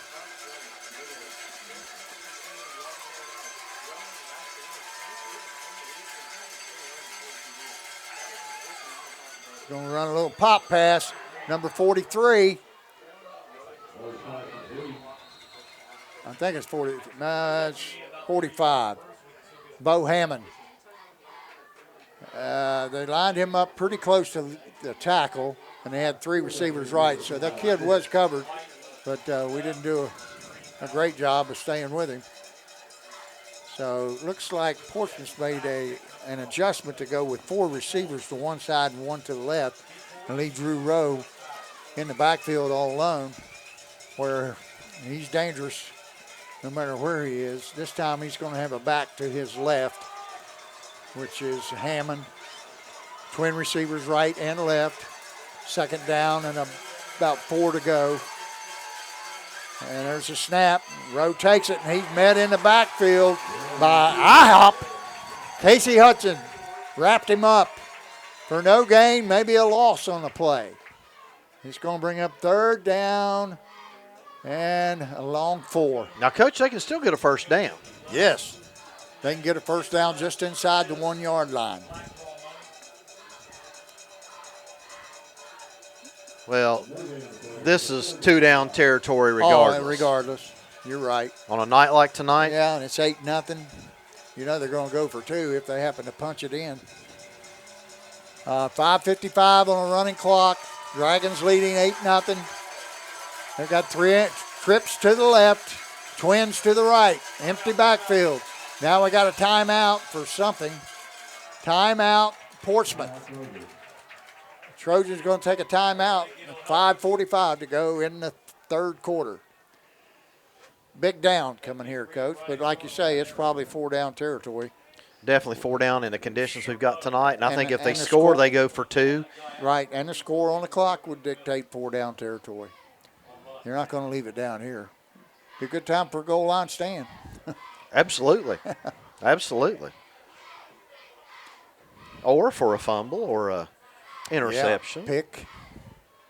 You know, I don't know if they'll run it down here. Unless they run the quarterback. I don't think so. I think they'll go to some kind of quick.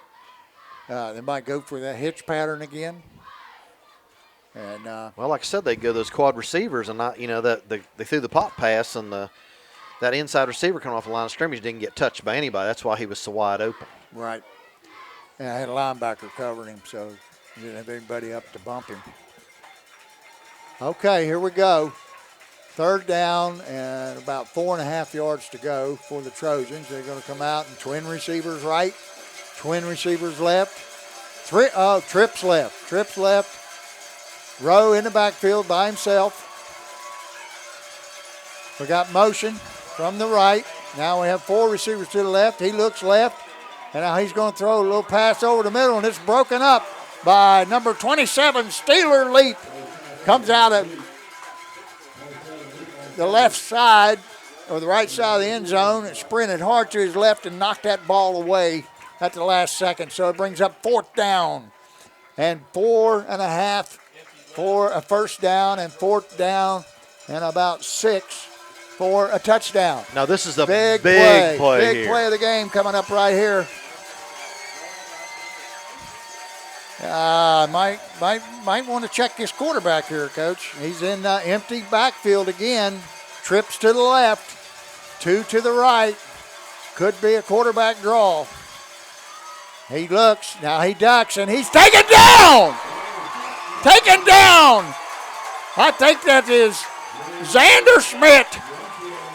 No, J.D. Brumfield. J.D. Brumfield shot the gap from his linebacker spot, and he got Drew Rowe down for a loss. And that ball is going to be placed at about the 10, 12-yard line maybe. Let's see. About the 12 and a half yard line. Dragons going to take over on downs. Boy, what a big play that was. It was a great play. Dragons coming out in a wing right. And 1 receiver to the right, tight end to the right. 2 backs in the backfield with Peyton. Peyton hands off to Brumfield. Brumfield. And he's going to get about 1, maybe 2. And I'm going to tell you, Coach, whoever was playing that defensive end over there did a great job. Yeah, I'm going to tell you what, they play pretty good defense.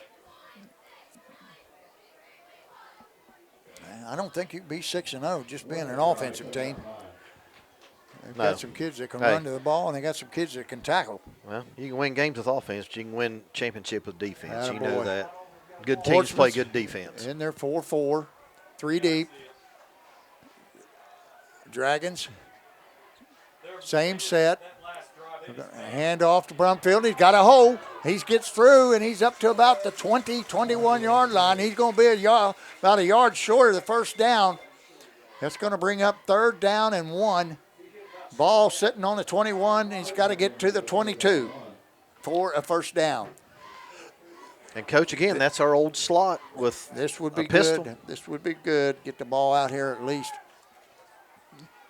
Now we've got the same set to the left. 2 backs beside Jackson. Oh, now we've got an offsides. And that's going to give the Dragons a 1st down. With the penalty and the 5 yards, that's going to be more than enough. And the Dragons, that's twice tonight. Jackson's got them on we used to call that whiskey. Whiskey. That meant we were going to go on 2. Dragons Coach, come out in the same set. We're in an unbalanced line, Coach. Gavin Davis. Got two linemen on this side. Yep. Same set. They're going to hand off to Brumfield. He takes it. He hits the hole hard. He's still running. He's still going. He's carrying tacklers out to the 32-yard line, and that's going to be good for about 5 yards, maybe 6. Boy, he hit that hole hard, Coach. Yes, he did. Coach, we talked about him earlier in the pregame show. He had, like I said, that kid just worked his butt off, and he's one of the premier players in this whole area. Yep. Dragons come out in wing right, wide receiver right, tight end right. Two backs beside Jackson. Jackson he turns and tosses to Brumfield.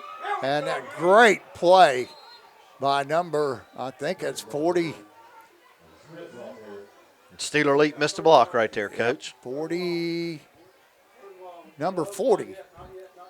That's Reed Pendleton. Shot up through and through J.D. Brumfield for a loss. That's going to bring up, and lost about 6 yards. Going to bring up third down about 12 or 11. A long 11. Now we got twin receivers to the right and twins to the left. Brumfield to the right of Jackson, who's in the shotgun, and now we got another. No. Yep. No, jumped off sides. Nose tackle. Well, that makes a little more manageable play here. A little bit. It's third down and about 6. Long 6, third and 7. Ball sitting on the 29-yard line. Jackson comes in from the sidelines with the play from Cunningham. We got Leap and Schmidt to the right. We got Davis and Hunt to the left. Brumfield sets to the right of Jackson, who's in the shotgun. There's the snap. They're going to throw it, and it's blocked by number 8, Ethan Scott. Number 8 or number 5. Might have been Brendan Truitt. They're going to bring up fourth down and 7, and the Dragons are bringing on the punt unit.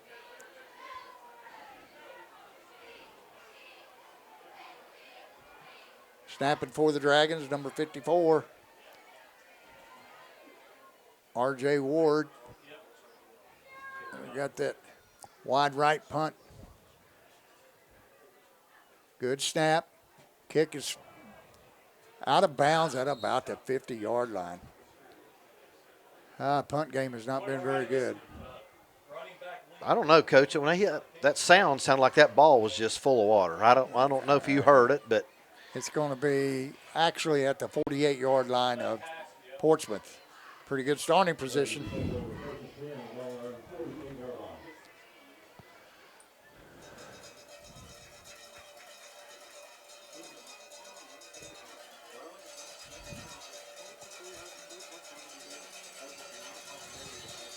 Portsmouth comes out, and they got twin receivers to the left, and they got two backs in the backfield. They might be trying to run this ball here. I'd say that Mr. Rowe is probably going to have a couple blockers in front of him.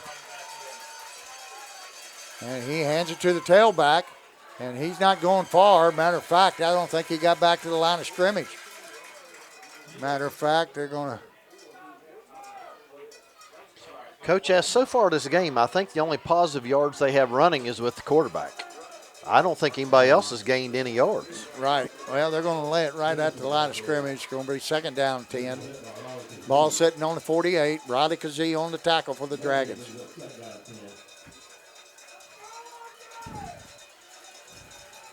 Dragons come out in a 3-4. 4 deep.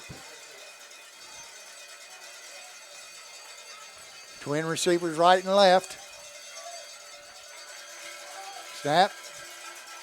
Rowe takes it, fakes handoff, rolls out to the right. And there's a kid wide open. Number 3. He's got it, and he's in the end zone. Darion Bryant. Boy, what a fantastic. He threw that thing on a rope. Yes, he did. Nobody around him. Well, we had looked like a defender sitting down on the ground. Oh. And I believe that's who was down on the ground. Yep, that's number 10. He's the defensive back. That's Bryson Hunt. I think he might have a cramp. I don't know what it is. Telling him to lay down. Yeah, he's got a cramp. Oh, that could be the reason that receiver got behind him if he cramped up. He cramped up and couldn't keep up, and he was wide open. You know what? He caught the ball running backwards, turned around and sprinted into the end zone, and now we got us a ball game. 8-6. 1:19 to go in the third give quarter. Give some credit. It's a good game. That's a good pass. Good play. Yes, absolutely. Kid's not leading He's probably leading the area in passing yards. And really a nice player. Yes. Make sure he gets in the end zone. Well, I'm going to say they're going to go for 2. That would be my guess. Yeah, he was just talking about make sure he gets in the end zone. So it's probably going to be some kind of a quick pass.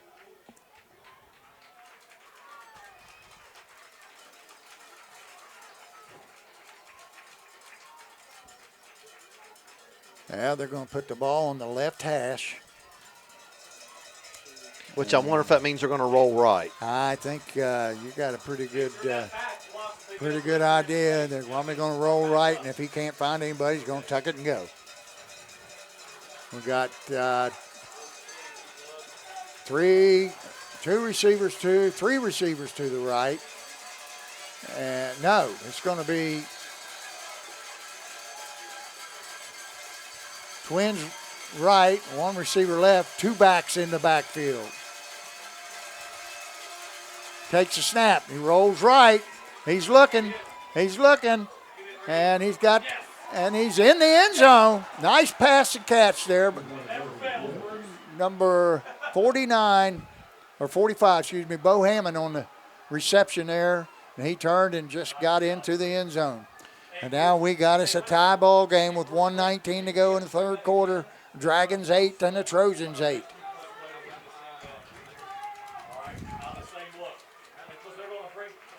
Oh, Nelly.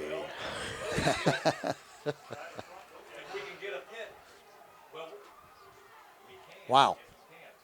Well, you know what? Hey, you got to give Portsmouth credit. Come right and march right down the field here. Yep. It I'm shows you going to do a shout out. This one's going to be family oriented. You better get all them grandkids. Peggy, The Pegster. old Peggy, the Pegster, and Holly and Ashley, Keith and Matt, and starting at the top, Stella, Lola, Cash, Rosie, and Frankie June. And you didn't forget anybody, did you? No, I did. did you take not. your I don't focus think. factor this morning? Huh? Did you take your focus factor this morning That's not a bad idea. with your coffee? Okay, Dragons are back to receive. Is Cam Kitts, and I think that's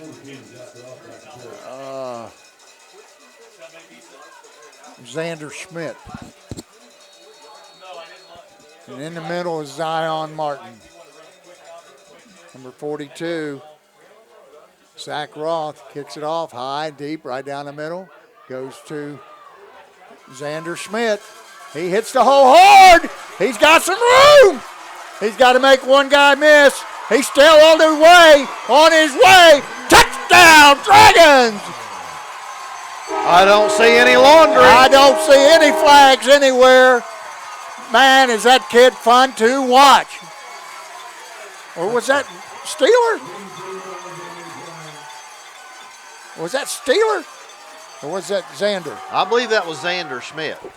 Well, that's at least 2 I've seen him take back. 3, 1 got called back. And on for the extra point is Alex Bruce. Swinging And gate. they've got that swinging gate set up. Don't know what we're going to do here. We're going to run a pass out of this. Maybe. I think they're going to kick. There we go. There they go. The gate has swung closed.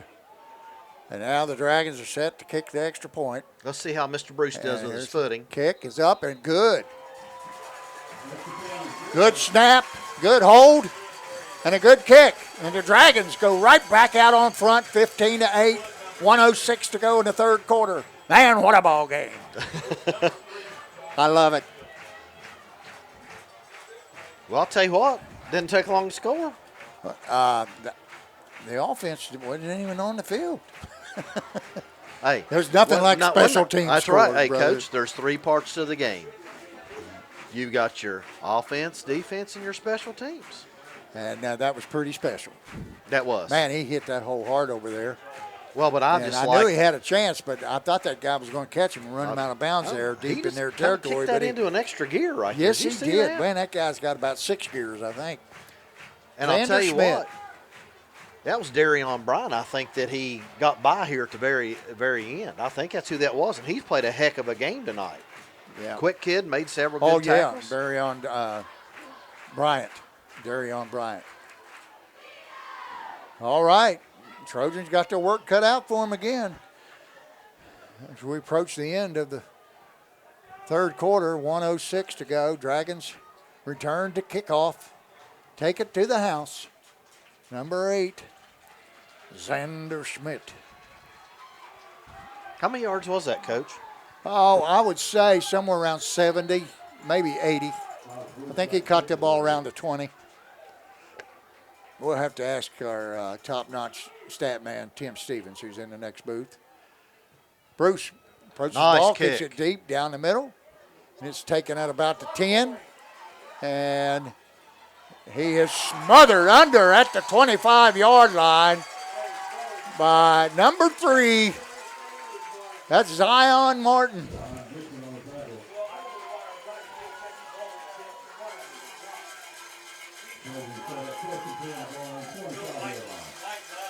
All right, Portsmouth sets up at the 25-yard line, first down and 10.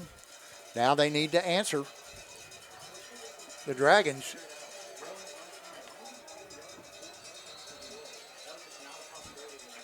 Okay, they come out. Twin receivers right, twin receivers left in a pistol formation. Bo Hammond behind Drew Rowe. Rowe barks out the signals.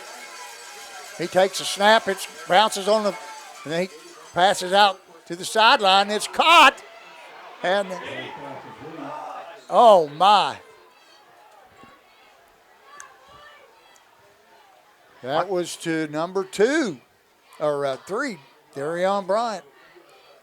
And, Coach, I couldn't see that pass right there. I couldn't see it from here. I know, it's so dark, and I guess we could open a window, well, but then the that's going to be ball noisy. is being camouflaged by the mud. Yes, it is. It's hard to see it. All right, twin receivers right and left again. Hammond in the pistol behind Rowe. Rowe. Oh, it had a false start right there. Yes. Number 49 had a false start. Or 45 maybe? 44, 45. Bo Hammond. Bo Hammond. He flinched there a little bit before the snap. That'll cost him 5. That'll be first down and 15 at the 45-yard line.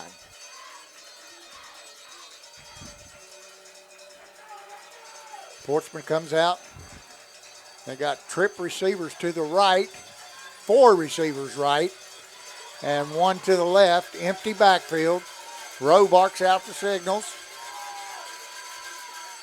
He takes a snap, rolls right. He's looking, and it's caught. Close to the first down, but just a little bit short. And that's going to bring up second down and about 1 or 2. Second down and 2, and that's going to be the end of the third quarter. Dragons 15, Trojans 8.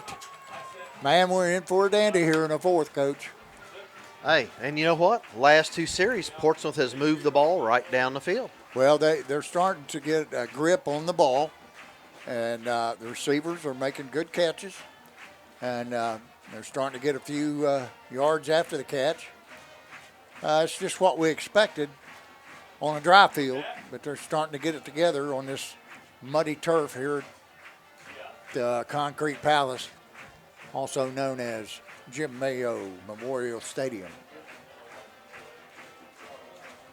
So that's going to bring up about, second down and 2? Yeah, second down and 2. Ball's going to be on the 41-yard line.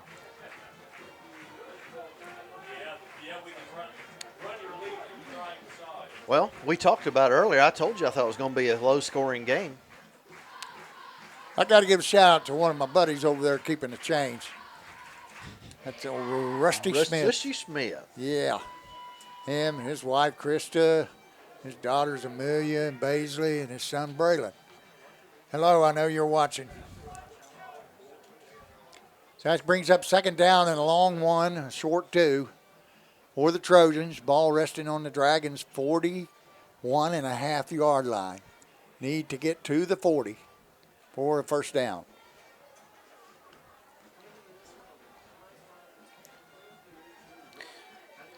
Coach, I just found out from Tim Stevens. Tim Hayes sent it to me. Xander Schmidt's kickoff return was 84 yards. 84 yards. Thank you, Tim Hayes, for sending that from Tim Stevens. All right, got trip receivers left. One to the right. They're in the pistol formation. They got Bo Hammond behind Drew Rowe.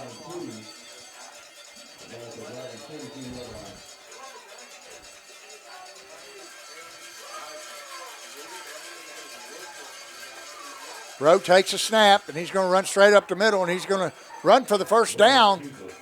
And taking him to the ground there was Casey Hudson, number 56 for the Dragons. And that is enough for a first down, so it's going to bring up first down and 10 at the 37-yard line. Trojan moving up and down the field, Coach. Yep.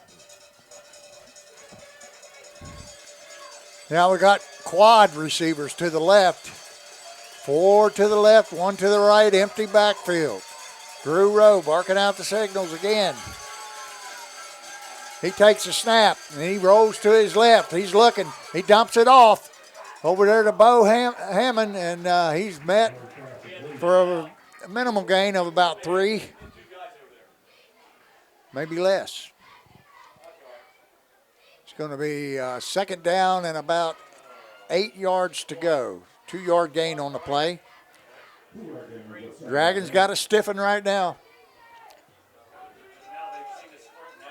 So, Coach, if you're on the other side at Portsmouth, you score right here, you go for 2 or do you go for 1? I don't know. They'll probably go for 2. We got quad receivers to the right this time, 1 to the left, empty backfield. Drew Rowe. Quarterback takes it, and he sprints to the right, and he slips. Dragons get him down for a loss on the play of about 3 yards. It's going to bring up third down and 12. Loss of 4 yards on the play. Third down, 12. Ball now at the Dragon 39-yard line. Big play right there. Huge play.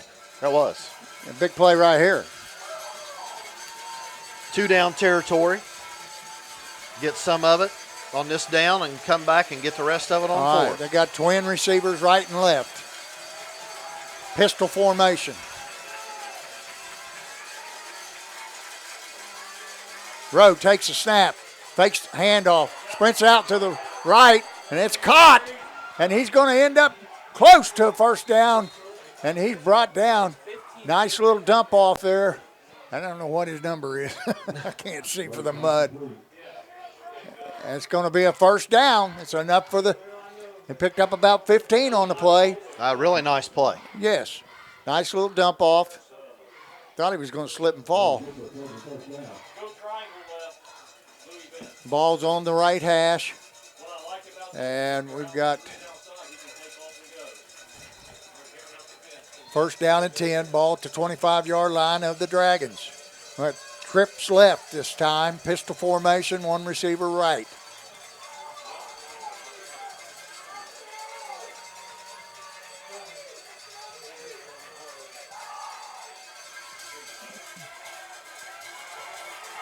Xander Schmidt. Boy, he was zeroing in on him. He came from his outside linebacker position, and he went hard and almost caught up with him, forced him to throw the ball away. I don't think he would have got much on it. Xander just about had him for a 10-yard loss, but he was able to get rid of it out of bounds. Brings up second down and 10, ball at the 25. Coach, you know what I've noticed in the second half? When Portsmouth comes out, they've made some adjustments this second half. Yes, they have. Offensively. 4 receivers I didn't see in the first half. I think they run it once or twice. Now we got trip receivers to the left, 1 to the right, pistol formation. Rowe takes a snap. Looks like he's going to run the option. He turns it up, and he's met in there by number 54. That's R.J. Ward on the tackle.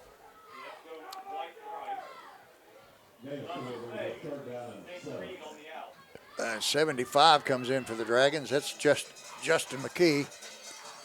Now Ethan Sturz coming in for R.J. Ward. Going to give those guys a break. He's a third. He's a big boy. Dragons in there 3-3, 4 deep, 5 deep. Twin receivers right and left. Pistol formation. Rowe takes a snap. He's looking. He throws. Kid slipped and fell and didn't have a chance. That's where the field came into play. Could not make that hard outcut. And ball fell harmlessly to the turf. That brings up 4th down and 8. Ball on the 22-yard line. They have to get to about the close to the 15 for a first down. So, Coach, you roll him out? Probably let him do his thing. Same set, twins right, twins left, pistol formation.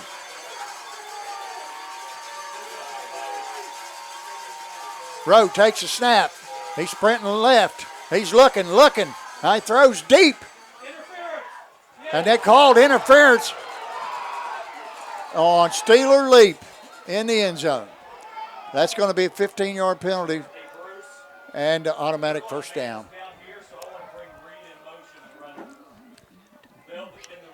I'm going to tell you what, I don't know where these guys are from, but I'd tell you it's probably somewhere in Scioto County. Gee, man, they've really thrown the flags. Well, I'll be honest with you, Coach, we had 2 down here should have been pass interference on them, and they're not letting them play the same on the other side. Yep. The Dragons have amassed quite a few yards in penalties tonight, and that was a big one. That's going to take the ball down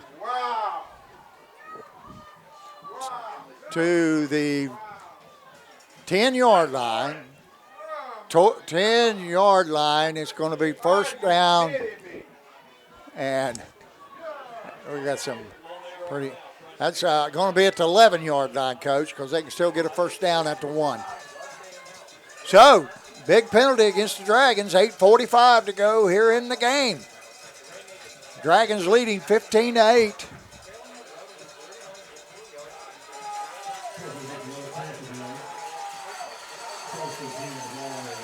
Portsmouth comes out, twins right, twins left. Pistol formation.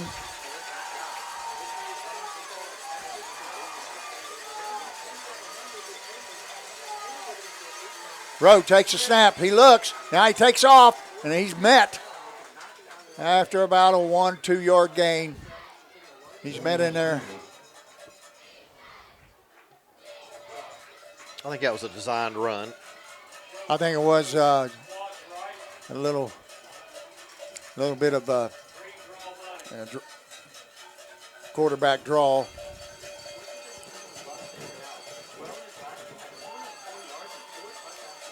We got quad receivers to the right, 1 receiver left, Rowe in the empty backfield.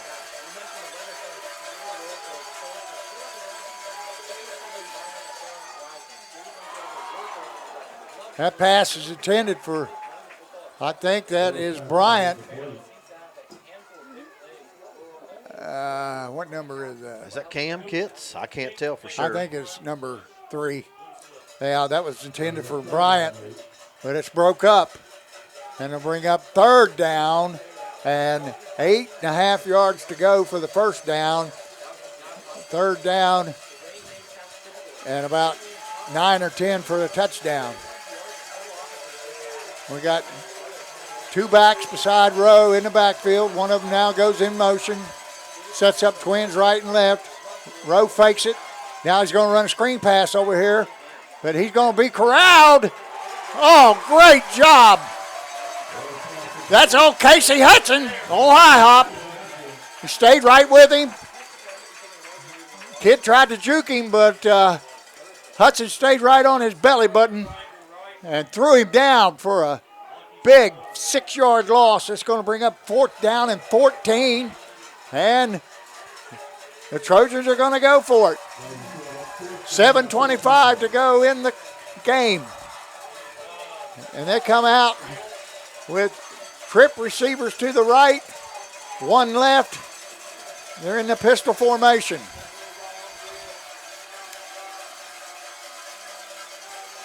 Rowe takes a snap. He drops straight back, looking. And he throws, and it's incomplete. Oh, no! No, that's no way. That is unbelievable. They have thrown a flag on that. That's going to give them a first down. That is unbelievable. That's probably one of the worst calls I've seen. These guys got to be from Scioto County. That was horrible. Horrible. I mean, I don't mind telling you, that is just one of the worst calls I've seen. It's going to be half the distance, but it's not going to be first down. It's going to be fourth down. They call them a hold or they call I don't know what pass they call. interference? I'm going to say they called a hold, Coach, and it's 10 yards.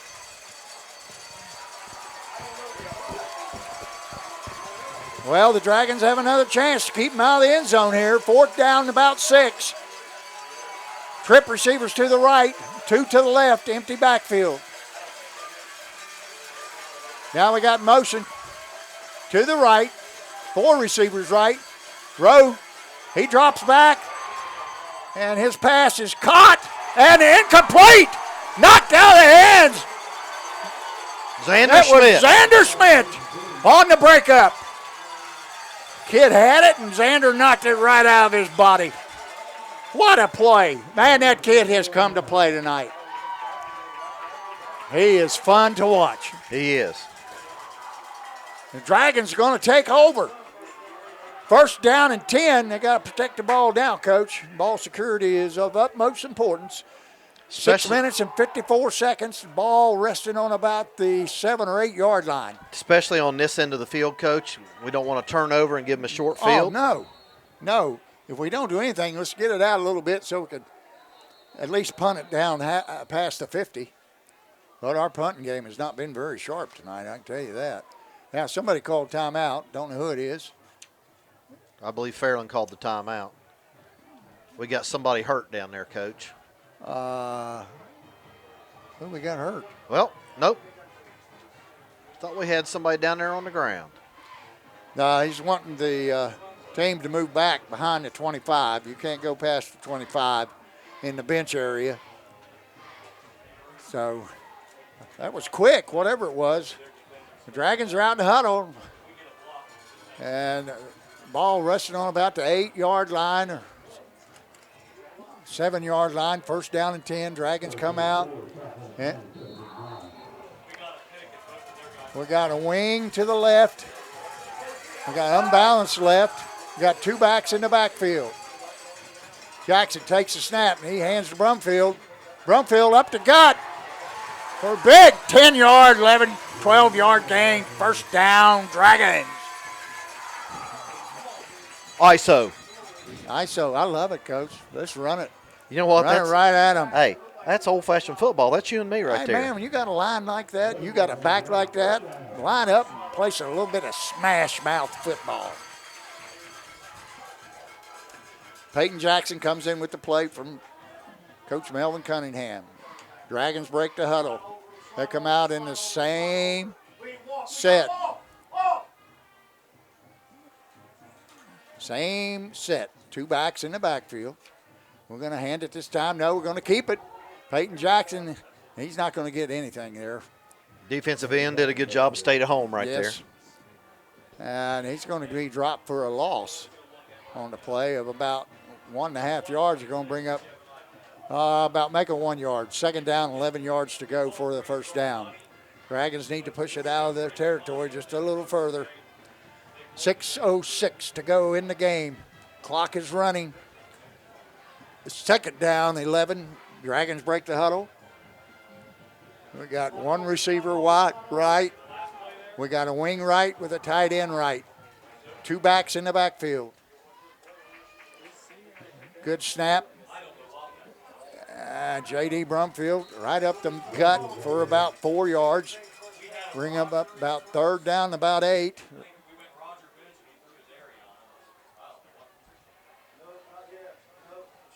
Yeah, third down, 8 yards to go.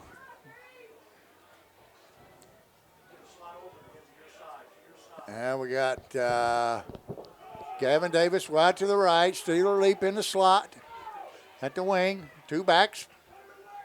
Oh, I don't know. We should have had a flag right there. They're not going to throw it. Coach, did he not jump in the zone? Gee. It sure looked like it from here. Okay. Oh, he's going to run now. It's close First to the down. first down. It is a first down. Michael Jackson. Peyton Jackson. Michael's boy. He, I don't know. Who made that block out there, yeah, Coach? I think that was J.D. Brumfield. It was a good block. And Peyton Jackson did a good job getting outside. And he's got enough to pick up the first down for the Dragons at their own 30-yard line. Cam Kitts checks in. Zion Martin comes out. We got Kitts. We got twins to the left, tight end left. Actually, tight end is to the right. Jackson takes a snap. He turns it up, and he's going to run. And he's going to get about 7 or 8 on the play. Oh, is that? No, that's Xander Schmidt. Xander Schmidt took that snap. Folks, we apologize at home, but we got covered jerseys, and we can't tell who they are. I know it. We apologize. We're doing the best we can. And you got 2 sets of old eyes up here. So it's pretty tough on us old fellers. It's second down and 2. Ball at about the 37-yard line. Wing to the left. Twins right.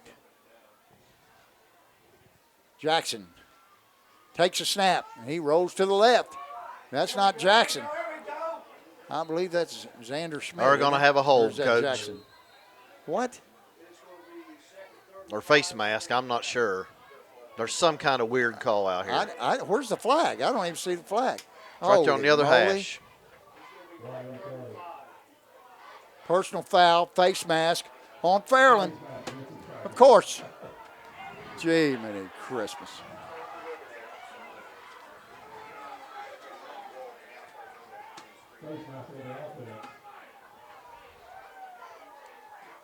I never seen the like in my life. I'll be anxious to see what the stat line is on penalties. I can tell you this, Dickie Martin would be going absolutely berserk. I believe that's an understatement. Second down, about 21 to go after the face mask penalty on the Dragons. That puts them back at about the 20-yard line.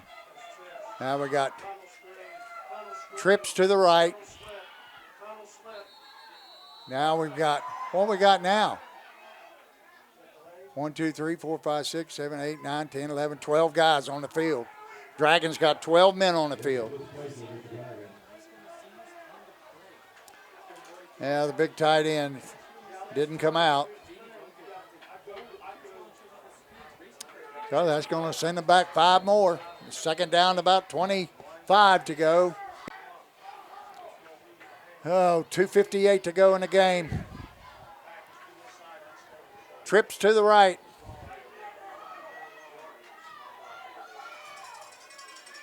Jackson.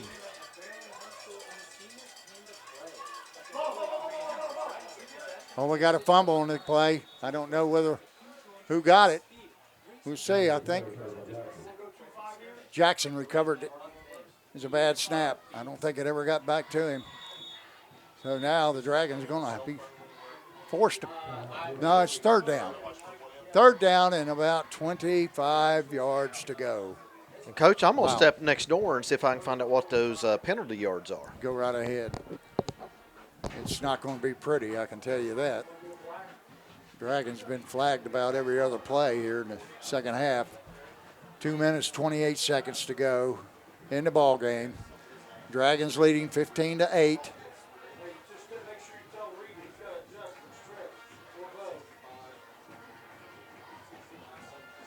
I don't know if we got it.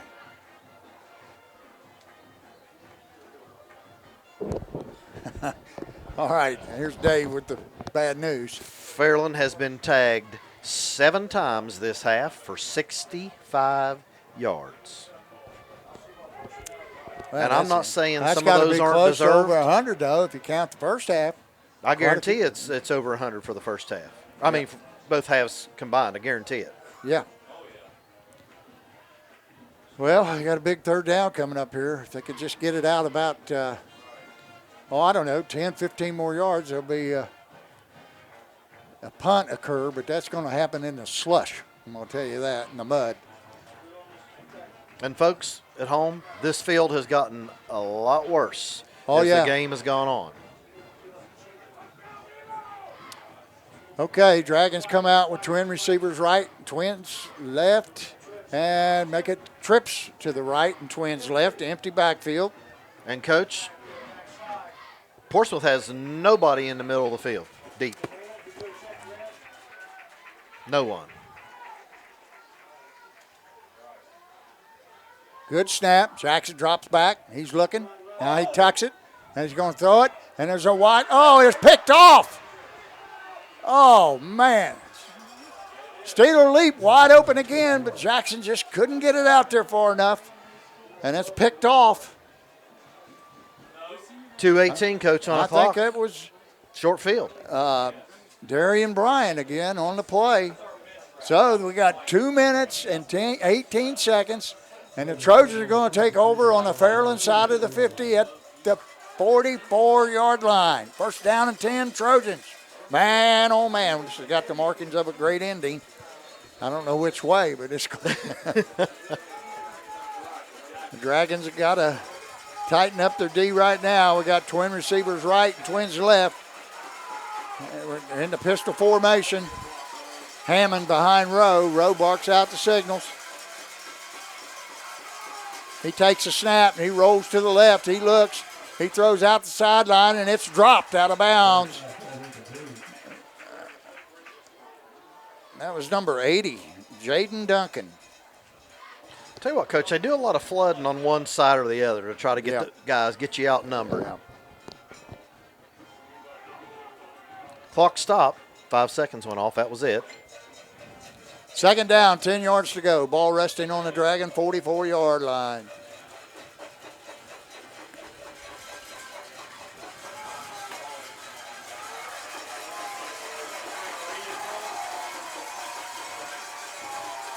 Trojans come out and twins right, trips left.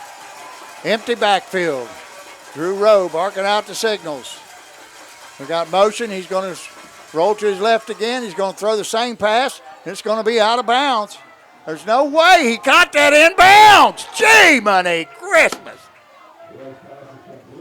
Oh, Lord. Oh, my goodness. Well, like I said, it was inbounds. That's going to be a gain of 8 yards. Brings up third down and 2. Ball at the 36-yard line. Lord have mercy. 2:07 to go in the game. Trips to the right, twins to the left, empty backfield. Rowe in the shotgun. He takes the snap. He looks, he throws right. Out in the flat. And that's going to be enough for a first down.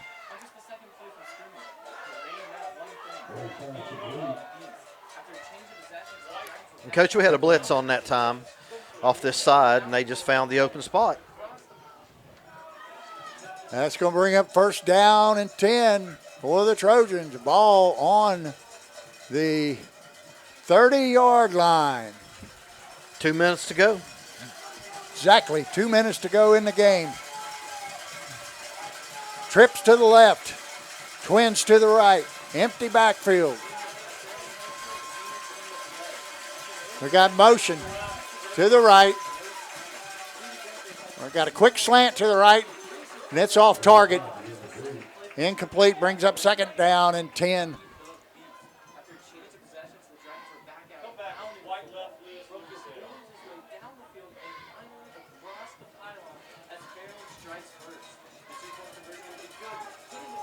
I don't know why the sticks look like the down markers a yard ahead of the. I don't know why they're doing that. I don't know what's going on over there. There we go. Second down, 10. Twin receivers right and left. One in motion. He rolls left. He's going to throw it to the motion man. And he avoids the tackle. And he's going to get the first down at about the 20-yard line. So that's going to bring up a first down and 10 with 1 minute and 47 seconds to go in the game. Clock is running.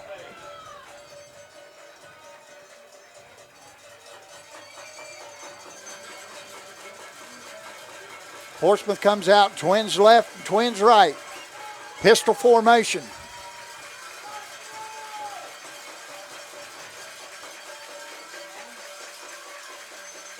Rowe takes the snap, gets rid of it quickly, and it's, I don't know if it's caught or not.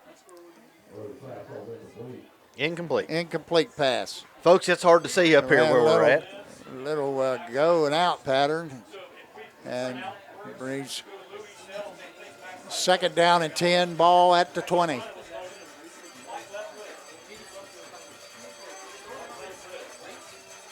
.119. Clock is stopped because of the incompletion.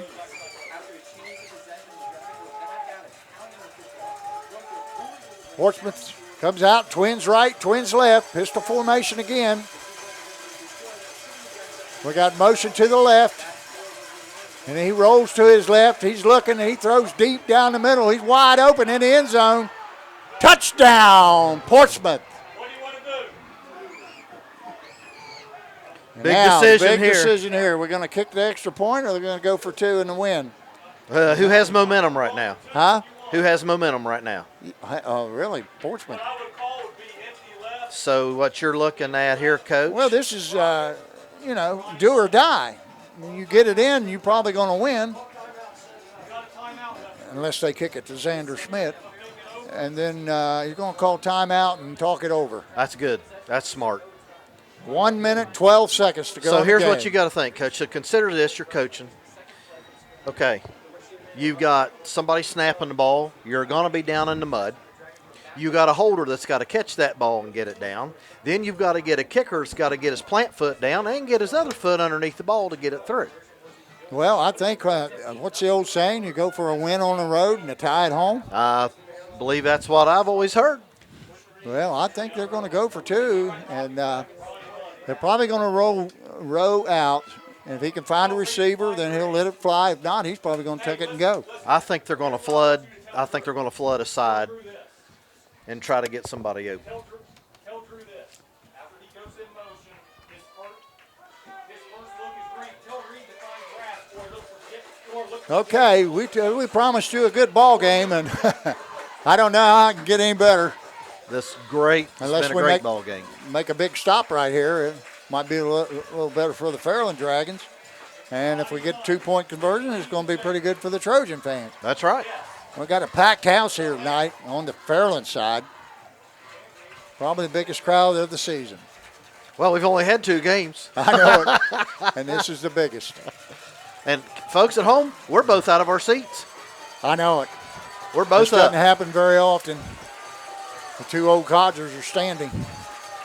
Okay, they put the ball on the left hash, so they're going to go right, Coach. Unless they got some kind of throwback screen or something. All right, here they come out of the huddle. We got trip receivers to the right, Twins to the left. Probably going to go in motion. Empty backfield. There's the motion. And it fakes a handoff. Now he's scrambling, looking, throws it, and it's knocked down! Knocked down by number 1, Cam Kentz! My man got up high, knocked it down. The Dragons are going to take a 15-14 lead, and they're going to get the ball on the kickoff. Now we're going to see a little Onside kick right here. Now, say so. Let's talk about this. You're going to be kicking from the 40, and you've got to get it to go 10 yards, but you're going to be kicking through the soup. Right, and you got heads. You got to have your hands team in there, and you're going to have about 9 guys up close to the 50. You got to have at least 5 between the 45 and 50, but you can have 9 or 10 up there, 11 up there if you want. But they'll put 1 or 2 back, and then whoa, man! I don't know if this old heart can take much more. Know. Well, hey, I'm not giving you CPR mouth to mouth, so you better just not. I'll tell you what, man, what a ball game. You know what? We have seen it's you the and I last together have home seen game. Some good games A lot of people together. are calling it the last home game, but it's not the last home game. No, I don't think so. The Dragons will get probably 1 or 2 home playoff games. But this onside kick looms huge. They've got 1, 2, 3, 4, 5, 6, 7, 8, 9. Hey, they need another guy out there. 1, 2, 3, 4, 5, 6, 7, 8, 9, 10, 11. They have 5 between the 45 and 50. Then they got 5 more between the 40 and the 45. He's going to kick it. Look like they're going to kick it to the left, to the kicker's left. So they secure this kickoff now. Melvin's going to call timeout. Coach Cunningham thinks, hey, we better talk this over. And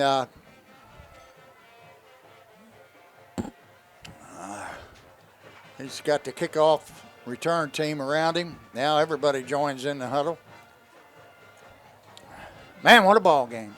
It's been 1 minute, 12 seconds to go in the game. Dragons leading 15-14. The old man's got to sit down. I think both teams are out of timeouts, aren't we, Coach? I don't know. I think we are. I don't know. Might be. I haven't been keeping track of that. You might want to ask Tim Stephen. I wish we had that window right here. Yeah, really. Well, folks at home, I hope you all have enjoyed this game. This has been one heck of a game. Yes, what a game to end the home season, regular season. The Dragons will go to, where do they go next week? Coal Grove? I think we go to Coal Grove. Coal Grove next week, and then they go to Chesapeake after that. Yeah, I don't know if we're going to Coal Grove or not next week. I don't know either, but I know we're going to Chesapeake. I I'm hope pretty so. sure. Dragons come out. They got one guy back, and that is Xander Schmidt.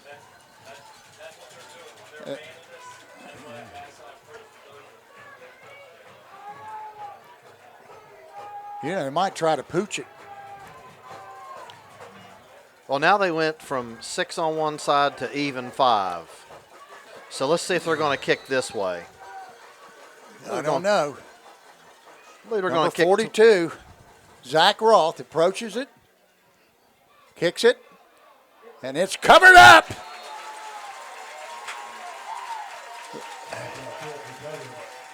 That's number 3, Zion Martin, recovers the onside kick. Dragons now, if they don't have any timeouts left, Coach, I don't know why we can't kneel 3 times here. You're talking 60, 72 seconds. Melvin's taking another timeout. I don't know guess how we many did timeouts. have one. Now we got to secure the ball. This is the time where Okay. I would have the quarterback under center. under center, but my goodness. This new wave football, snapping everything back. I'll tell you 5 what, yards. I need a yard or I need this, we're going under center. Huh? I said, if I need a yard or I'm in this position, I'm going under center with my quarterback. Right. I'm not snapping that ball 4 yards or 5. I know it. I'm not doing it. I agree with you 100%. Too many bad. You've already seen too many bad snaps.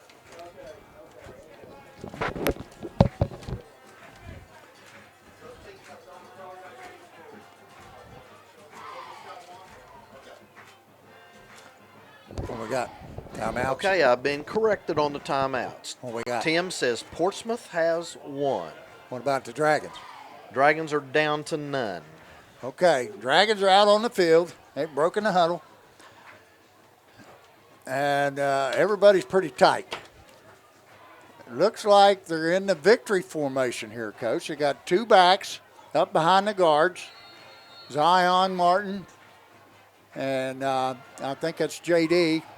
They're going to snap it back and take a knee. Oh, they're not coming after him. I'd have just stood there. 1:04 running clock. Now it goes under a minute. It's going to bring up second down. Play clock's at 32, Coach. So we've got, 20 seconds, basically, 22, 23 seconds. Kneel again, 2 more times, it's over.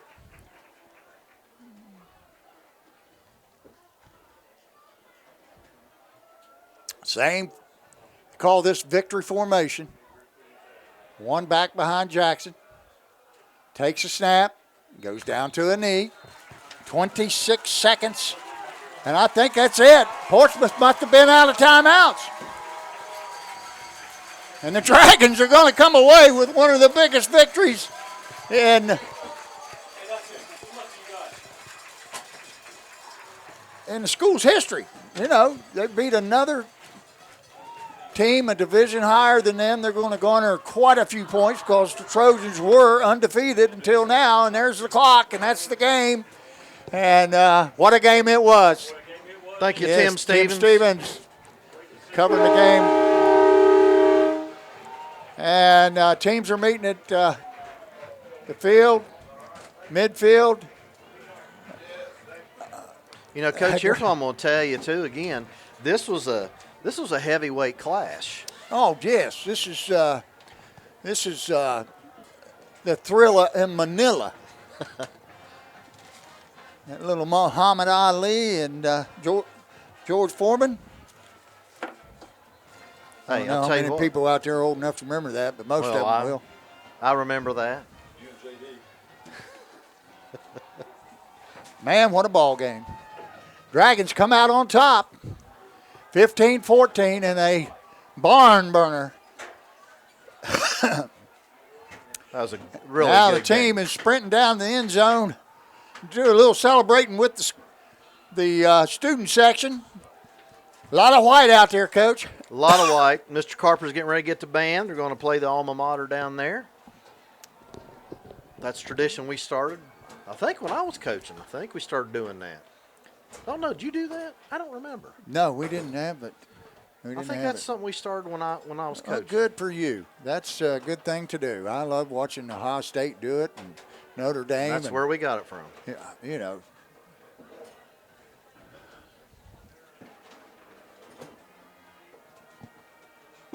Well, Coach, I don't know if we're going to be on the road next week at Cold Grove or not. We don't know. I'm sure we'll let you know as soon as Doug Morris knows. But you better give him a shout out. I know who Doug Morris. Oh, we got to give him another man, one. he's the man. He's the the guy he's that done makes this it by happen. himself tonight. I know it. He got a lot of help from you too. Oh, yeah, I didn't do anything. Anyway, the Dragons come out on top tonight, 15-14, on a sloppy field. Great defensive stand down there on that 2-point play. Absolutely. I can't disagree with the Portsmouth coaches. That's the thing you're supposed to do on the road. Hey, why do you play the game? You play to win. Cam like you said, Kitts when you're just on the made a road. great Yeah, play. did. He broke went up right and in front knocked that thing down. And the Dragons come out with the victory, 15-14. Well, that's probably going to be a wrap for us. You got any more shout-outs or anything you want to say, Coach? Well, it was a very enjoyable game. I enjoyed the pregame show. Folks, Oh, you yeah. at home, if you I had a missed lot of positive comments out there when I took a little break there at halftime. Everybody said they really enjoyed it and thought it was well done. And thanks to you, we pulled it off. Well, hey, we put that together, and I got the final things we wanted to do at about 2:58 today before the bell, 2 minutes before the bell rang. Hell, you did a good job. I want to tell you that. I thought everybody we had on did a good job, and Well, we need to thank him for doing it. Thank Doug for being able to set it up and doing Coach Jeff Gorby. You know, I mean Chuck for keeping us dry. That's right, Chuck Wentz. Hey, thank you, Chuck Wentz. Good luck tomorrow cross country meet. Yes, good luck. All right, now they're playing the school fight song, and the Trojans are walking dejectedly off the field, and the Dragons are still celebrating down the end zone. All right, we're going to sign off now. I want to thank each and every one of you for joining us. It was a great ball game. I hope you enjoyed the broadcast. And here at Jim Mayo Memorial Stadium, we're going to say good night. And one more thing. Go. Coach. Go to IT Fairland or Fairland IT. I don't know which it is. Right. Hit the like button and Yeah, subscribe. my brother Mike Harris and Cheryl down in Tampa, Florida, they signed up, and he said, man, you wouldn't believe it. He says, you get everything, Fairland, everything. And that's what It's we not want. just football, but everything. So we thank you for that plug, Mike, and hope you all have enjoyed the game. So, again, good night, everyone. Good night.